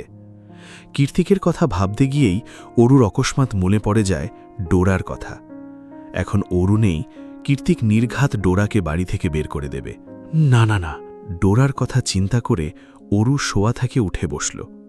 মনে মনে ঠিক করল কাল ভার্সিটি হয়ে কীর্তিকের বাড়িতে গিয়ে ডোরাকে যত দ্রুত সম্ভব নিয়ে আসতে হবে। কিন্তু রাতই বা কখন শেষ হবে, আর আগামীকালই বা কখন আসবে? অস্ফুটে কথাটা উচ্চারণ করতেই আবারও চোখ মুখ বিষণ্ণতায় ছেয়ে গেল অরুর। বুকের ভেতর সেই এক তীব্র আকৃতির চিনচিন ব্যথা। অরুর কষ্ট হচ্ছে, অজানা কষ্ট, কিন্তু কার জন্য?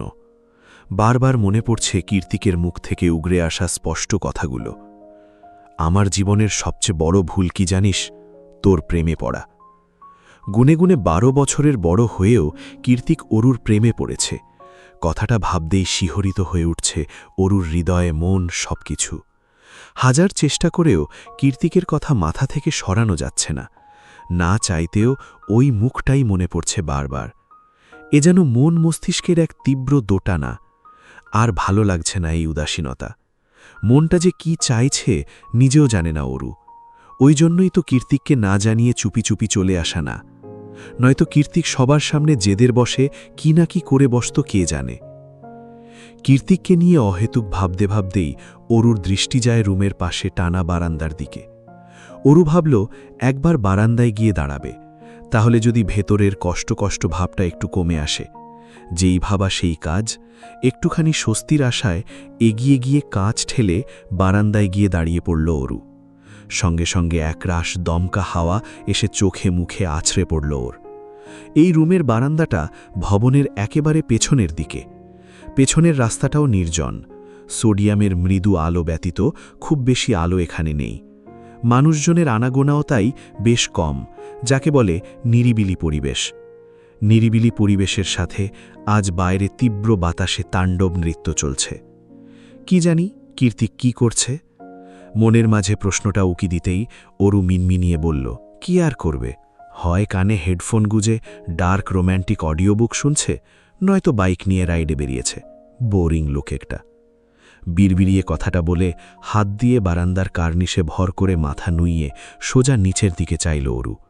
নিচে চাওয়ার সঙ্গে সঙ্গে মাথা ঘুরে উঠল ওর। নিজেকে ভুল প্রমাণ করতে সোজা হয়ে দাঁড়িয়ে কয়েকবার চোখের পলক ফেলে পুনরায় নিচের দিকে তাকাল অরু। দেখল অরুর দৃষ্টি বরাবর বাইকে হেলান দিয়ে ওর দিকেই তাকিয়ে আছে কীর্তিক। চুলগুলো অগোছালো, ফরমাল শার্টের হাতাটাও গোটানো, গলায় টাই নেই, সামনের দিকের কয়েকটা বোতাম অবাধে খুলে রাখা, যার ফলে ঢেউ খেলানো ফর্সা বক্ষদেশ স্পষ্ট দৃশ্যমান। কীর্তিককে বড্ড এলোমেলো লাগছে। ঘোলাটে দৃষ্টিটাও কেমন বেসামাল। এত দূর থেকেও কীর্তিকের আহত দৃষ্টিতে বুকের ভেতরটা কেমন মোচড় দিয়ে উঠল অরুর।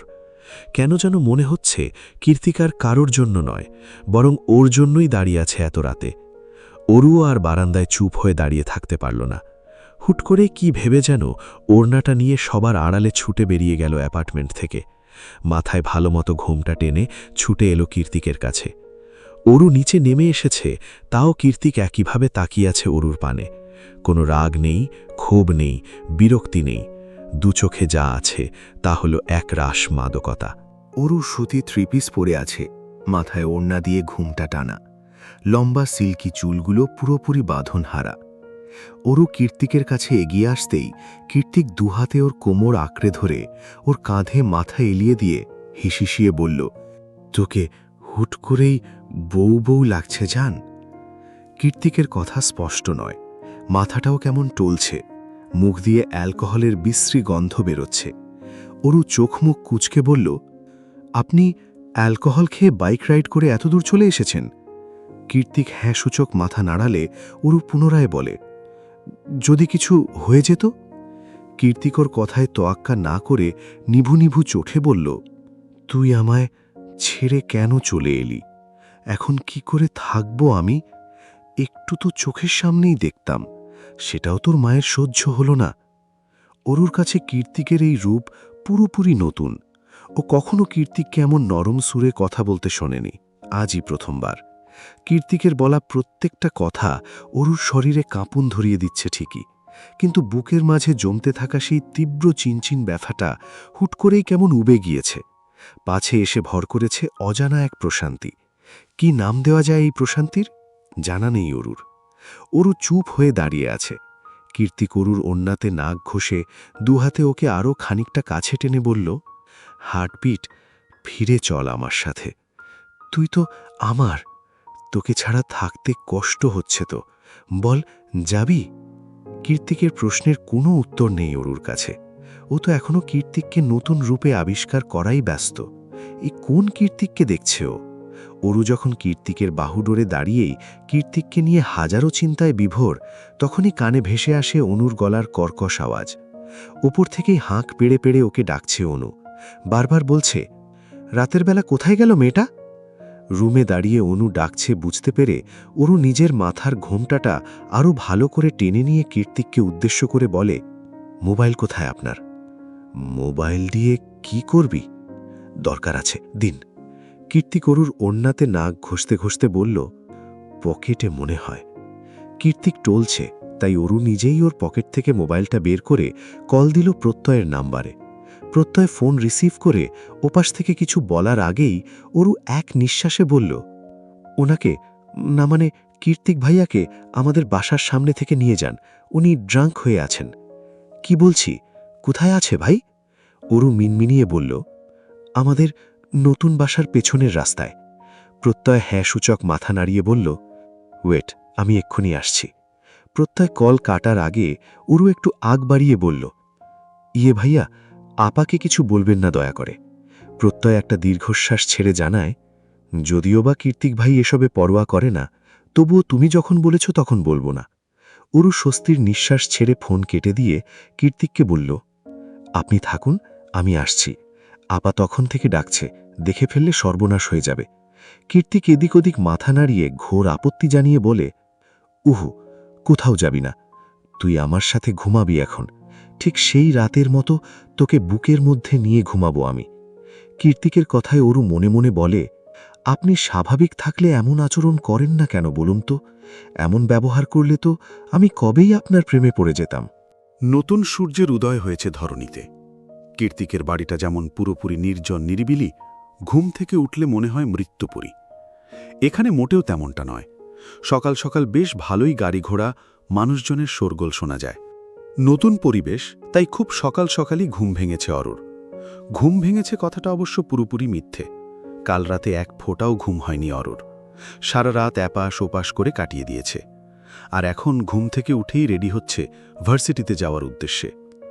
রেডি হয়ে বেল হওয়ার সময় মায়ের হাজারটা প্রশ্নের উত্তর দিতে হয়েছে ওকে। কোথায় যাচ্ছ, কখন ফিরবে, কত দূরে ভার্সিটি, আরও কত কি। প্রথমে যে স্বয়ং রাজকেই ঝুলিয়ে দিতে চেয়েছিল কাঁধের মধ্যে, পরে অবশ্য কোনো মতে কথা কাটিয়ে বেরিয়ে এসেছে অরু। অ্যাপার্টমেন্ট থেকে বেরিয়ে মেট্রো ধরে সোজা ভার্সিটিতে যাওয়া যায়, কিন্তু আজ তো মঙ্গলবার, কীর্তিকের ক্লাস নেই। সেটা মনে করতেই অরু পিছু হাঁটে। আজ আর ভার্সিটিতে যাওয়ার ইচ্ছে নেই ওর, বরং উল্টো পথে গিয়ে ট্যাক্সি ধরে বেরিয়ে পড়ে ওর চেনা গন্তব্যের উদ্দেশ্যে। চেনা পরিচিত অত্যাধুনিক ডুপ্লেক্স বাড়িটার সামনে দাঁড়িয়ে আছে অরু। সকাল সকাল যে আত্মবিশ্বাস নিয়ে এখানে এসেছিল, বাড়ির মধ্যে ঢুকতে ঢুকতেই সেই আত্মবিশ্বাস কর্পূরের মতো কেমন হাওয়া হয়ে গিয়েছে। এই মুহূর্তে মুখগহ্বরে একটুও তরল অবশিষ্ট নেই শুষ্ক গলাটাকে ভেজানোর জন্য। ঠান্ডা আবহাওয়ার মাঝেও হাতের তালু কেমন ঘেমে উঠেছে, পা দুটো কেমন ঝিনঝিন করছে। তবুও সকল চিন্তা ভাবনা ভয় ডরকে পিছু হটিয়ে ঘরের দরজার দিকে ধীর পায়ে এগিয়ে গেল অরু। প্রথমে ভেতরে গিয়ে কীর্তিককে কি বলবে না বলবে সেই কথাগুলো হাজারবার প্র্যাকটিস করে নিয়েছে দরজার বাইরে দাঁড়িয়েই।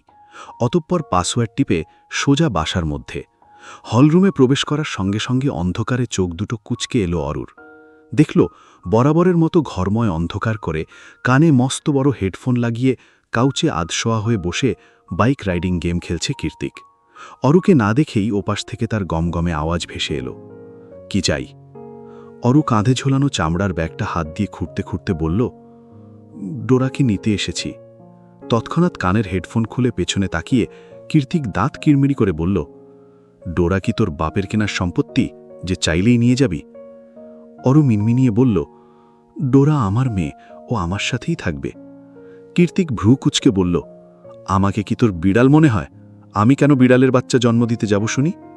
অরু মাথা তুলে বলল, আপনাকে তো কিছু বলিনি। মুখে মুখে তর্ক করছিস, কাছে আয়। দিনের বেলাতেও পুরো বাড়ি রাত হয়ে আছে। অরু একটা শুষ্ক ঢোক গিলে শুধল, কাছে এলে কি করবেন? আমার যা খুশি তাই করব। এখন চুপচাপ কাছে আসবি নাকি আমি উঠে টেনে হিচড়ে থাপ্পড় দিয়ে কাছে টেনে আনব, সেটা তোর ইচ্ছা, ডিপেন্ডস অন ইউ। এই বলে আবারও পেছনে খুলল কীর্তিক। অরুর অজানা এক বিশ্বাস কীর্তিক ওকে কাছে গেলে কিছুই বলবে না। সেই বিশ্বাস থেকেই পা টিপে টিপে কীর্তিকের কাছে এগিয়ে গেল অরু। ও পাশে এসে দাঁড়াতেই কীর্তিক পুনরায় হুকুম করল, পাশে বস। অরু তাই করল। চুপচাপ কীর্তিকের থেকে দূরত্ব বজায় রেখে পাশে গিয়ে বসল।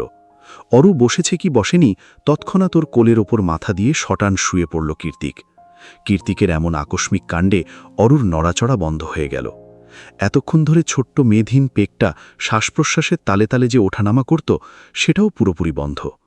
অরু এমন স্ট্যাচু হয়ে দেখে কীর্তিক চোখ খুলে অরুর মুখের দিকে তাকিয়ে বলল, কিরে, শ্বাস করছিস না কেন? মরে যাবি তো? করছি। কীর্তিক পুনরায় চোখ বন্ধ করে অরুর হাতটা মাথায় রেখে বলল, কাল সারা রাত ঘুমোতে পারিনি, মাথা ব্যথা করছে। এখন ঘুমোবো। যতক্ষণ ঘুমোবো হাত যাতে মাথা থেকে না নড়ে। কীর্তিকের কথায় অরুর খুব বেশি অস্বস্তি হল না। ওর মাথায় আলতো হাত বুলিয়ে দিতে দিতে অরু ঠোঁট টিপে হেসে মনে মনে বলল, কাল রাতে যা পাগলামি করেছেন তাতে মাথা ব্যথা হওয়ারই কথা। অরুর আলতো স্পর্শে কীর্তিক ঘুমের দেশে পাড়ি জমাতে জমাতে হাসকি স্বরে বলল, অরু? কীর্তিক এবার উপুড় হয়ে শুয়ে বলল, তুই পুরোপুরি আমার হয়ে যা। বিলিভ মি, আমি তোকে মাথায় করে রাখব, একটুও বকবো না, একটুও মারব না। কীর্তিকের করা অস্পষ্ট স্বীকারোক্তি আদৌ অরু শুনেছে কি শুনেনি কে জানে। মায়ের মাথায় বিলি কেটে তেল মালিশ করে দিয়ে মাকে ঘুম পাড়িয়ে মাত্রই রুমে এসেছে অনু। রুমে আসা মাত্রই অনু দেখতে পায় ভাইব্রেট মোডে থাকা ফোনটা সেই তখন থেকে কিপে কিপে উঠছে। অনু এগিয়ে গিয়ে ফোন কানে তুলতেই প্রত্যয় অসহায় সুরে বলল, তোমাকে দেখতে ইচ্ছে করছে অনু। অনু মৃদু হেসে বলল, কি করে দেখবেন? এখন তো আর হসপিটালে যেতে হয় না, ক্যাফের জবটাও মায়ের ভয়ে ছেড়ে দিয়েছি। মা এসব একদম পছন্দ করেন না। প্রত্যয় ত্যক্ত হয়ে বলল, আমি তোমাকে দেখতে চাই, ব্যাস। কিভাবে দেখা করবে সেটা আমি জানি না। অনু একটু ভেবে বলল, দেখি গ্রোসারির কথা বলে বের হতে পারি কিনা, পারলে জানাবো আপনাকে। হয়তো সাথে করে অরুকেও ধরিয়ে দেবে মা। প্রত্যয় হেসে জবাব দিল, নো প্রবলেম। মনে মনে বলল, ভাইকে ম্যানেজ করে নিয়ে আসতে পারলে অরু অটোমেটিক ম্যানেজ। সারাদিন পার করে গোধূলি লগ্নে ঘুম ভাঙল কীর্তিকের। আর মোড়া ভেঙে চোখ খুলতেই চোখের সামনে ভেসে উঠল ঘুমন্ত এক মায়াপরীর স্নিগ্ধ মুখশ্রী। এটা অরু, কীর্তিকের ব্যক্তিগত অরু, যে এই মুহূর্তে কীর্তিকের মাথাটা কোলে নিয়েই কাউচে হেলান দিয়ে গুটিসুটি মেরে ঘুমোচ্ছে। ওর নরম তুলতুলে হাতটা এখনও কীর্তিকের চুলের ভাঁজেই নিবদ্ধ। আজকাল অরুর একটু একটু আত্মসমর্পণ বেশ খুশি কীর্তিক। অরুকে দেখতে দেখতেই কীর্তিকের ঠোঁট দুটো প্রসারিত হল আন্তরিকতা জড়ানো হাসিতে। পরক্ষণেই হাতের কবজিতে এঁটে থাকা ঘড়িতে এক নজর চোখ বুলিয়ে উঠে বসে কীর্তিক। অন্য পাশ থেকে একটা পাতলা ফিনফিনে চাদর এনে অরুর গায়ে জড়িয়ে দিয়ে সোজা চলে যায় দোতলায়। অরুর যখন ঘুম ভাঙে তখন সন্ধ্যা প্রায়। কোনো মতে ঘুমো ঘুমো চোখে উঠে বসে চারিপাশ পর্যবেক্ষণ করে আতকে ওঠে অরু। দাঁত দিয়ে জিভ কেটে তাড়াহুড়ো করে উঠতে উঠতে বলে, এই রে, আমার তো ফিরতে হবে, কখন ঘুমিয়ে পড়লাম আমি।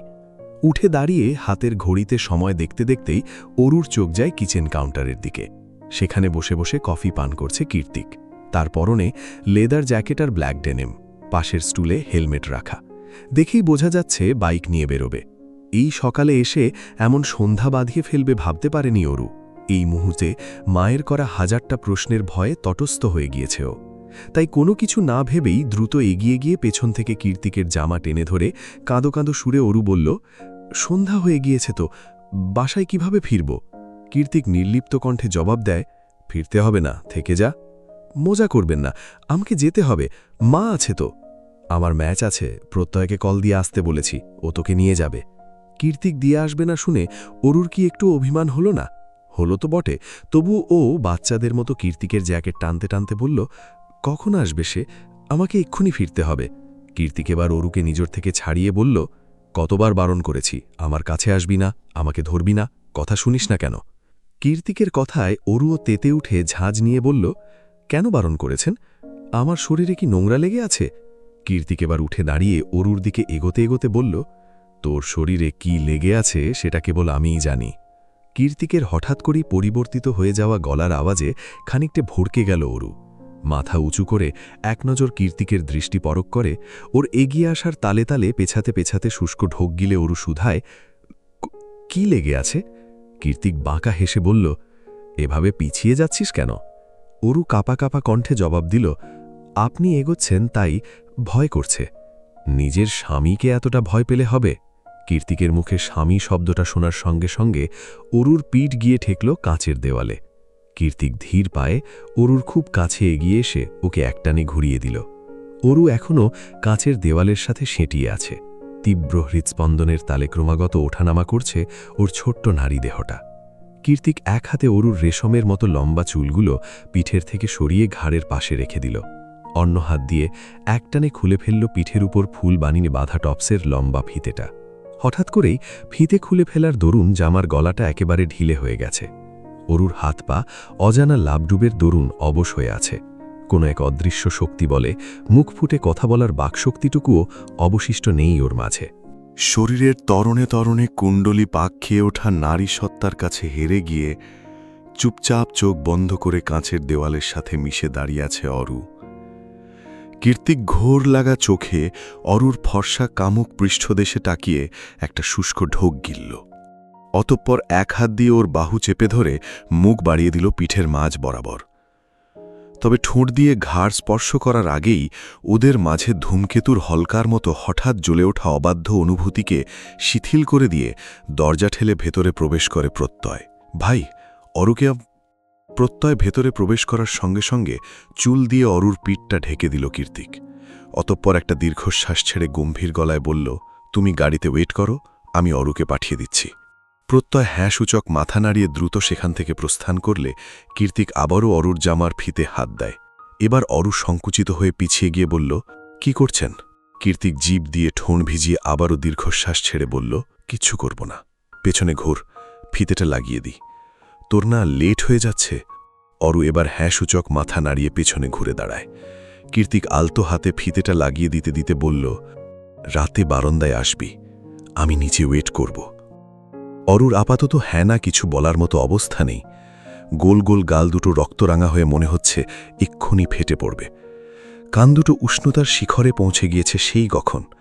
মুখ তুলে আর কীর্তিকের চোখের দিকে চাওয়ার সাহস হল না ওর। কোনো মতে ব্যাগটা হাতড়ো নিয়ে দৌড়ে বেরিয়ে গেল বাড়ি থেকে, তারপর সোজা গাড়ির মধ্যে। অরু বেরিয়ে যেতেই ডোরা কীর্তিকের পায়ের কাছে এসে মিয়াও মিয়াও লাগিয়ে দিয়েছে। কীর্তিক ডোরাকে দেখে উপহাস করে হেসে বলল, তোর মাল কিন্তু তোকে না নিয়েই চলে গেল। সে মনিউডোরা। সান ফ্রান্সিসকো মূল শহরে রাতকে রাত মনে হয় না মোটেই। রাস্তার দুধারে cafe, night club, billboard, mart, সবখানে স্থানীয় মানুষজন, ফরেনার, ট্যুরিস্টদের আনাগোনায় জমজমাট এই জায়গাটা। কীর্তিকের শহরতলির মতো রাতের নিকষ কালো আঁধার মোটেই ছুঁতে পারে না এই ব্যস্ত নগরীকে। মনুষ্য সজ্জিত ঝিকঝিক করে ওঠা স্ফটিকের লাইট আর হ্যাজাকের আলোয় এখানকার দিন আর রাত দুটোই সমান।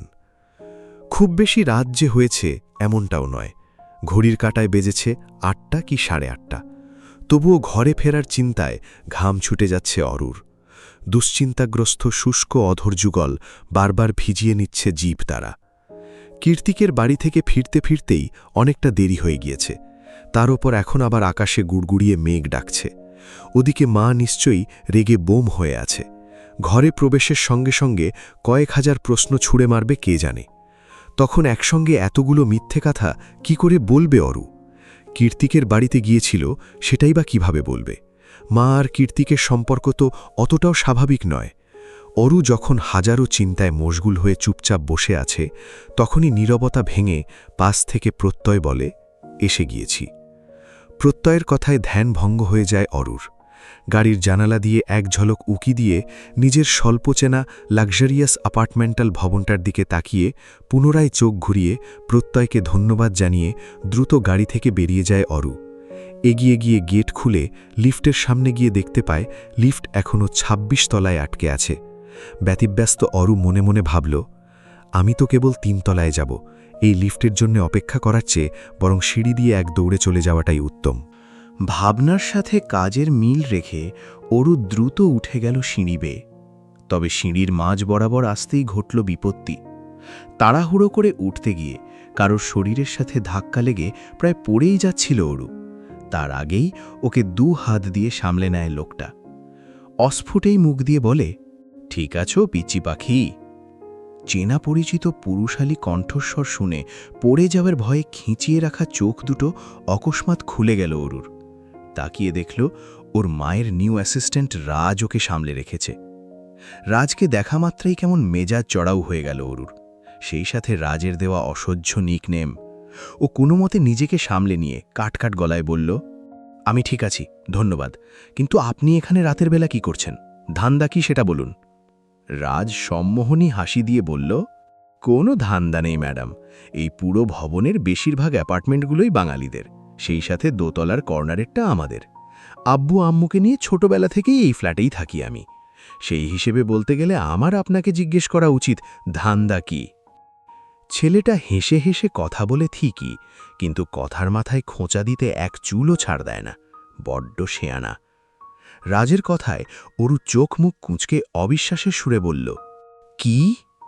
রাজ পুনরায় ঠোঁট গুলিয়ে হেসে বলল, yes madam, from now on we are neighbours, happy neighbourhood. অরুর চোখে মুখে বিরক্তির ছাপ। কপালটা সেই কখন থেকে কুঁচকে আছে। মনে মনে ভাবছে, নেইবারহুড না ছাই, এখন থেকে এই কার্টুনটাকে সারাক্ষণই সহ্য করতে হবে। কি দেখে যে এই ভবনেই উঠেছিল মা কে জানে।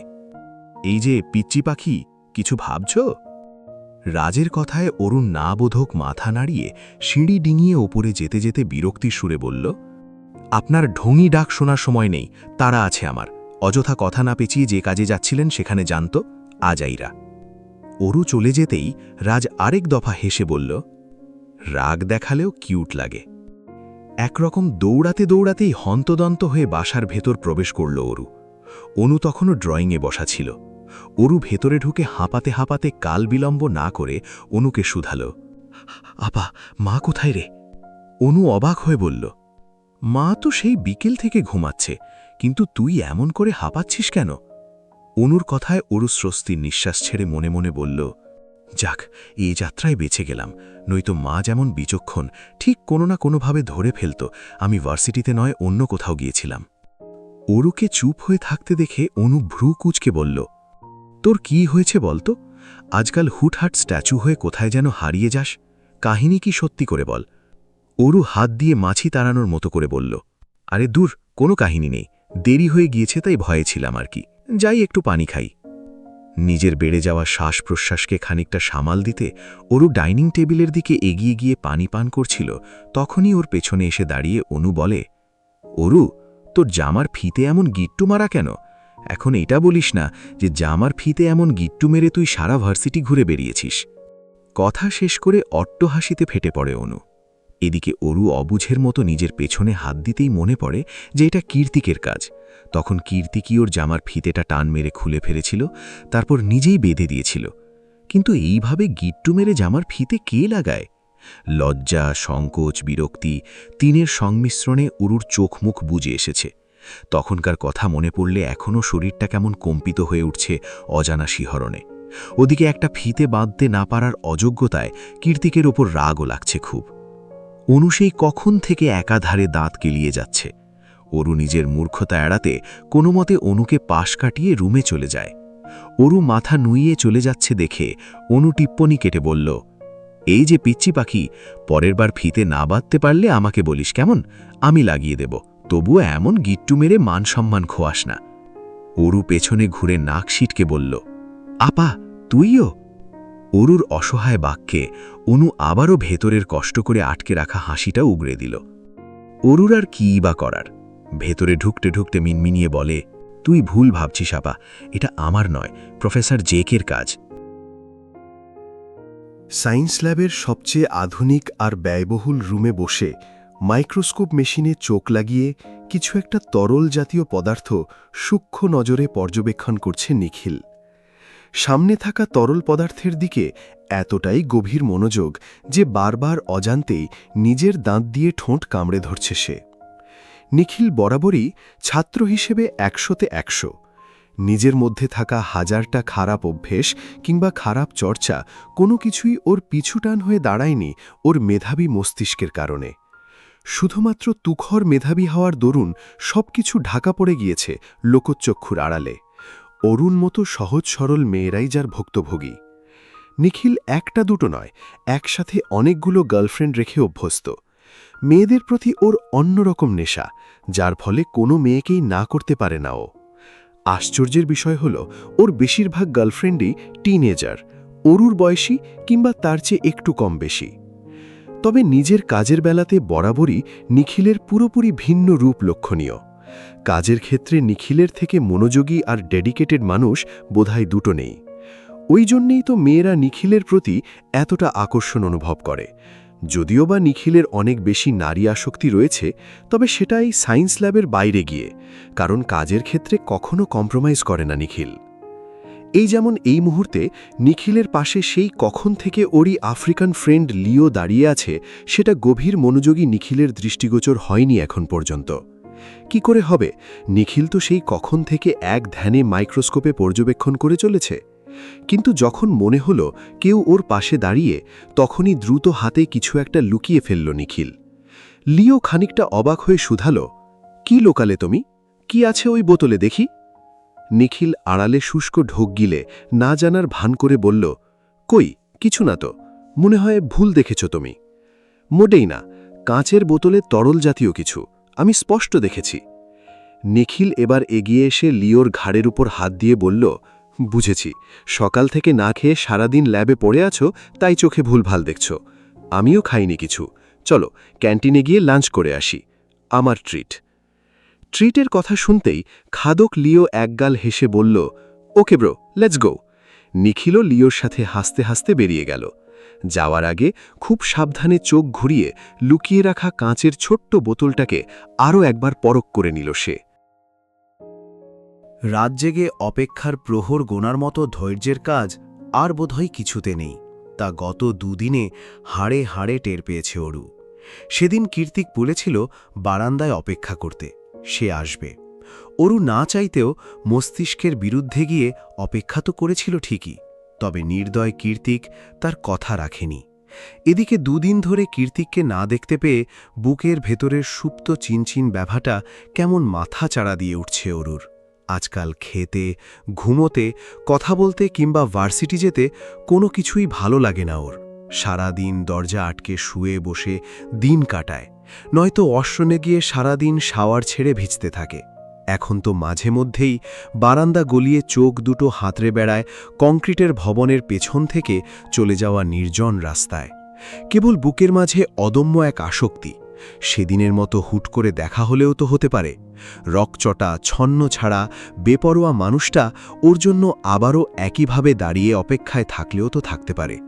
কিন্তু না, পরপর 2 দিন অরুর ভাবনা মিথ্যে প্রমাণিত হল। কীর্তিক আর এমুখ হল না। মনে মনে আশাহত হয়ে অরু ভাবতে লাগল, আমি আসলেই একটা বোকা। জায়ান কীর্তিকের মতো মানুষ একদিন দাঁড়িয়েছে বলে প্রতিদিন এসে দাঁড়িয়ে থাকবে, এটা ভাবাও ভুল, চরম ভুল। আর না, আমি এতটা গুরুত্বপূর্ণ কেউ। আমি সবসময় একটু বেশিই আশা করি। ধ্যাত। গত 2 দিন মন মস্তিষ্কের দোটানায় পড়ে নির্ঘুম রাত পার করে দেওয়ার পর আজ একটু তাড়াতাড়ি করেই ঘুমোতে গেল অরু। অযথা অপারগ ভাবনাদের মাথা থেকে দূরে ঠেলে দিয়ে গা এলিয়ে দিল বিছানায়। গত 2 দিন ধরে না ঘুমোনোর দরুন বিছানায় গা এলিয়ে দেওয়ার সঙ্গে সঙ্গে ঝরঝরিয়ে ক্লান্তি নেমে এলো শরীরে। চোখের পাতা ভার হয়ে এলো অজস্র ঘুমে। তন্দ্রাচ্ছন্ন চোখ দুটো কেবলই বুজে যাবে তখনই দরজায় সশব্দে কড়া নাড়ল অনু। এমন হঠাৎ আওয়াজে আঁচকামে লাফিয়ে উঠে বসল অরু। তন্দ্রাভাবটা কেটে যেতেই বুঝতে পারল বাইরে থেকে আপা ডাকছে ওকে। অরু এগিয়ে গিয়ে দরজা খুলে দিতেই অনু নিজের ফোন এগিয়ে দিয়ে বলল, প্রত্যয় সাহেব কিছু বলবে তোকে, হয়তো ভার্সিটির বিষয়। দেখ তো কি বলে। আমাকে মা ডাকছে, আমি এক্ষুনি আসছি। যদিও অনুর কথার আগামাথা কিছুই অরুর বুঝে আসলো না, প্রত্যয় আবার কি বলবে এত রাতে। তবুও হ্যাঁ সূচক মাথা নাড়িয়ে ফোন কানে ধরল অরু। এপাশ থেকে হ্যালো বলতেই প্রত্যয় বলল, ভাই কনফারেন্সে আছে, কথা বলো। কৃতিকের কথা শোনা মাত্রই অরুর পিলে চমকে গেল। এতক্ষণ স্থির থাকা হাতটা হুট করেই কাঁপতে শুরু করল। হৃদয়ের সুপ্ত চিমচিন ব্যথাটা মুহূর্তেই দ্বিগুণ হয়ে উঠল। অরু দ্রুত পায়ে এগিয়ে গিয়ে রুমের দরজাটা সপাটে লাগিয়ে দিয়ে চুপচাপ অপেক্ষা করতে লাগল ওপাশের প্রতিক্রিয়া শোনার জন্য। তৎক্ষণাৎ বিপরীত পাশ থেকে ভেসে এলো সুপরিচিত চমৎকার সেই পুরুষালী কণ্ঠস্বর, বারান্দায় আয়। অরুর মনে হল কতগুলো দিন পর এই রাগী রাগী আওয়াজটা আবারও শুনতে পেল ও। হ্যাঁ বা না কোনো কিছু না বলেই ফোন কানে নিয়ে অরু ছুটে গেল বারান্দায়। বারান্দার কার্নিশে ভর করে নিচের দিকে অবলোকন করতেই দেখতে পেল সেই সুদর্শন গম্ভীর নির্দয় মানুষটাকে, যাকে এক নজর দেখার জন্য চাতক পাখির মতো অপেক্ষার প্রহর গুনছিল হৃদয়টা। চোখ দুটো হয়ে উঠেছিল অসহায় আর বেসামাল। অথচ এখন এই মুহূর্তে তার চোখে চোখ পড়তেই কেমন কর্তন করা ডগার ন্যায় নেতিয়ে পড়েছে অরু। লজ্জা আর সংকোচে মুড়িয়ে গিয়েছে পুরোটা শরীর। কৃতিকের ওই ভাষা ভাষা কামুক চোখে বেশিক্ষণ তাকিয়ে থাকার শক্তি নেই অরুর, তাই ও চোখ ঘুরিয়ে এদিক ওদিক তাকাচ্ছে বারবার। তখনই কৃতিক পুনরায় বলে ওঠে, নিচে আয়, তোকে দেখব। অরু কৃতিকের পানে সচকিত দৃষ্টিপাত করে বলল, কি বলছেন? এত রাতে নিচে কিভাবে আসব? মা আপা দুজনেই জেগে আছে। কৃতিক ভাবলেশহীন কণ্ঠে জবাব দিল, আমি এত কিছু জানি না। হয় তুই নিচে আসবি, নয়তো আমি ওপরে আসছি। না! একটু আওয়াজ করেই চেঁচিয়ে উঠল অরু। অতঃপর দরজার দিকে একবার উঁকি দিয়ে আবারও কৃতিকের দিকে তাকিয়ে বলল, প্লিজ কেন এমন করছেন? মা জানলে বিপদ হয়ে যাবে। তোর লিগ্যাল গার্জিয়ানকে? অরু নির্লিপ্ত কণ্ঠে জবাব দিল, আপনি। কৃতিক এবার নিজের ঘড়ির দিকে তাকিয়ে বলল, তাহলে 5 মিনিটের মধ্যে নিচে আয়। যদি 1 মিনিটও লেট করিস তাহলে আজকেই তোকে আমার বাড়িতে নিয়ে যাব। কেউ আটকাতে পারবে না, কারণ প্রতিদিন ভার্সিটি শেষ করে নিজের বউয়ের মুখ দেখার জন্য এতদূর রাইড করে আসতে ভালো লাগে না আমার। অরু মুখ কাচুমাচু করে বলল, আসছি, একটু অপেক্ষা করুন। মা আর আপাকে ম্যানেজ করে আসতে একটু সময় লাগবে। মুহূর্তেই গলার আওয়াজ পরিবর্তন করে কৃতিক হাসকি স্বরে বলল, দ্রুত আয়। 5 মিনিটের মাথায় না এলেও 10 মিনিটের মাথায় ঠিকই নেমে এলো অরু। মাথায় আজকেও সেদিনের মতো ঘোমটা টানা তার। কৃতিক বাইকে হেলান দিয়ে অরুর দিকেই তাকিয়ে আছে। অরু এগিয়ে আসতেই মাথার অবিনস্ত চুলগুলোতে হাত বুলিয়ে কৃতিক বলে, 5 মিনিট লেট। অরু একটা দীর্ঘশ্বাস ছেড়ে বলল, এভাবে কেন বলছেন? কত কষ্টে লুকিয়ে চুরিয়ে বের হয়েছি আপনি তা জানেন? কতদিন লুকোবি এভাবে? অরু মাথা নত রেখে ছোট্ট করে বলল, জানি না। কৃতিক অরুর হাত টেনে নিজের কাছে নিয়ে এসে শুধালো, আমাকে মিস করিসনি? অরু জবাব দিল না। কৃতিক এবার ওর দিকে একটা প্যাকেট এগিয়ে দিয়ে বলল, দেখ তো পছন্দ হয় কিনা। প্যাকেটটা হাতে নিয়ে নাড়াচাড়া করতে করতে শুধালো, কি আছে এতে? খুলে দেখ। কৃতিকের কথা মতো প্যাকেটটা খুলতেই বেরিয়ে এলো একটা অ্যাপল খচিত ব্র্যান্ডের লেটেস্ট মোবাইল ফোন। ফোনটা হাতে নিয়ে উল্টে পাল্টে দেখেই অরুর চক্ষু চড়ক গাছ। ও তৎক্ষণাৎ অবাক হয়ে কৃতিককে বলল, এত দামি ফোন আমাকে কেন দিচ্ছেন? আমি এটা নিতে পারবো না। বিরক্ত হয়ে কপাল কুঁচকে বলল, এটা তোর মায়ের রেডিমেড কোম্পানির টাকায় কেনা নয়, তোর স্বামীর উপার্জনের টাকায় কেনা। নিতে পারবি না মানে? অরু মুখ কাঁচুমাচু করে বলল, এভাবে কেন বলছেন? কৃতিক নিজেকে খানিকটা শান্ত করে নরম সুরে বলল, আর বলবো না, কাছে আয়। কৃতিক অরুর প্রতিক্রিয়ার অপেক্ষা করল না, বরং নিজ হাত দিয়ে অরুকে অনেকটা কাছে টেনে নিয়ে এলো। গভীর রাত, চারিদিক নিস্তব্ধতায় ছেয়ে আছে। আবছা আলোয় অরুর সুন্দর কোমল মুখশ্রীটা নিষ্পলক চোখে পরক করছে কৃতিক। দূরত্ব খুব একটা নয়, তবু অরুর কোমর চেপে ধরে আরও খানিকটা দূরত্ব ঘুচিয়ে নিল কৃতিক। অরু এবার পুরোপুরি কৃতিকের বাঁধনে। পশ্চিমাকাশে গুড়গুড়িয়ে মেঘ ডাকছে। মেঘ ভেজা দমকা বাতাসে চারিদিক মুখরিত। শেষ রাতে বোধহয় বৃষ্টি নামবে। কৃতিক আর অরুর মাঝে সেই কখন থেকে নীরবতা বিরাজমান। দুজনের মাঝে যে শব্দটুকু হচ্ছে সেটা কেবলই হৃৎস্পন্দনের গতিবেগ। কৃতিক আলতো হাতে অরুর গালে হাত ছুঁয়ে হিসহিসিয়ে বলল, আই মিসড ইউ হার্টবিট। এতক্ষণে নীরবতা ভেঙে হঠাৎ কৃতিকের এমন স্বীকারোক্তিতে কেঁপে উঠল অরু। শরীরের সাথে সাথে সেই কম্পন ছড়িয়ে পড়ল সমগ্র মুখমণ্ডলে। অরুর তীর করে কাঁপতে থাকা ঠোঁটের দিকে তাকিয়ে শুষ্ক ঢোক গিলল কৃতিক। ভাবতে লাগল, কি করবে ও এখন? নিজের অদম্য ইচ্ছাকে প্রাধান্য দেবে নাকি অরুর কথা ভাববে? কৃতিক নিশ্চুপ হয়ে থাকায় অরু নিজেকে কৃতিকের থেকে ছাড়িয়ে নিয়ে বলল, রাত বেড়েছে, আমি এখন আসছি। কথা শেষ করে অরু 2 কদম পা বাড়াতেই পেছন থেকে ওর ওড়না টেনে ধরে কৃতিক। অরু ঘাড় ঘুরিয়ে শুধালো, ওড়না কেন টেনে ধরেছেন? কৃতিক অরুর ওড়নাটা হাতে পেঁচিয়ে ওকে নিজের দিকে টানতে টানতে বলল, কাছে আয় বলছি।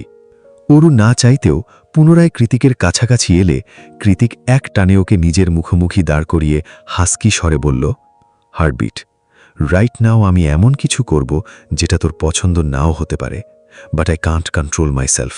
B patient, okay? কৃতিকের কথায় অরু আমতা আমতা করে বলল, কি করবেন? কৃতিক আর জবাব দেওয়ার প্রয়োজন বোধ করল না। এক হাত অরুর ঘাড়ের পেছনে দিয়ে ওকে নিজের দিকে টেনে এনে চোখ বন্ধ করে ঠোঁট ছোঁয়ালো অরুর তুলতুলে নরম গোলাপি অধরে। কৃতিকের সাথে সাথে অরু এবার অকস্মাৎ 2 চোখ খিঁচে বন্ধ করে নিল। 2 হাত দিয়ে খামচে ধরল কৃতিকের শার্ট। ভিতরের দীর্ঘশ্বাস ক্রমান্বয়ে বৃদ্ধি পাচ্ছে। কৃতিকের ঠোঁটের স্পর্শে ধূমকেতুল হলকার মতো শিহরণ ছড়িয়ে পড়ছে শরীরের রন্ধ্রে রন্ধ্রে। অনুভূতি শক্তি তুঙ্গে, যার দরুন ভালো মন্দ কিছুই অনুভব করতে পারছে না অরু। খানিক বাদে কৃতিক ঠোঁটের দূরত্ব বাড়িয়ে এক ঝলক অরুর মুখটা পরক করে নিল। বিরক্তির লেশমাত্র নেই ওর মুখে চোখে, যা আছে তা কেবলই ভয়ার্ত অনুভূতি। অরুর মুখভঙ্গি আর মৌনতার দৃশ্য দেখে একটুখানি তির্যক হেসে দ্বিগুণ আগ্রহ নিয়ে অরুর তুলতুলে অধরগুলোকে পুনরায় ওষ্ঠাগত করে নেয় কৃতিক। এবার আর রইয়ে সইয়ে নয়, অনেকটা গভীরভাবেই মিলিত হয় 2 জোড়া অধর। কোনো এক অজানা কারণবশত অরুর বুঝে থাকা চোখ দিয়ে গড়িয়ে পড়ছে অশ্রুসিক্ত নোনা জল, যা টুপটাপ করে গিয়ে সযত্নে ঠাঁই নিচ্ছে কৃতিকের শার্টের উপর। কৃতিকের চুম্বনের গতিবেগের তালে তাল মিলিয়ে অরুর ছোট্ট ছোট্ট হাতের বাঁধন শক্ত হয়ে উঠেছে দ্বিগুণ। ওর খামচে ধরা হাতের টানে কৃতিকের শার্টের বোতামগুলো বোধহয় এবার ছিঁড়েই চলে আসবে। মাত্রাতিরিক্ত উত্তেজনায় হৃৎস্পন্দন তখন ফেটে পড়ার উপক্রম।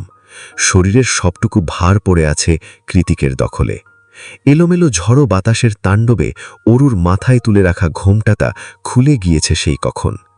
ভেতরের উথাল পাথাল অনুভূতিতে অরুর প্রাণ যায়, তবু এক চুলো ছাড় দিচ্ছে না কৃতিক। পেছনে মাথা উঁচু করে দাঁড়িয়ে থাকা কংক্রিটের ভবন থেকে অস্পষ্ট সুরে তখনও ভেসে আসছে বেসামাল 2 গানের লাইন।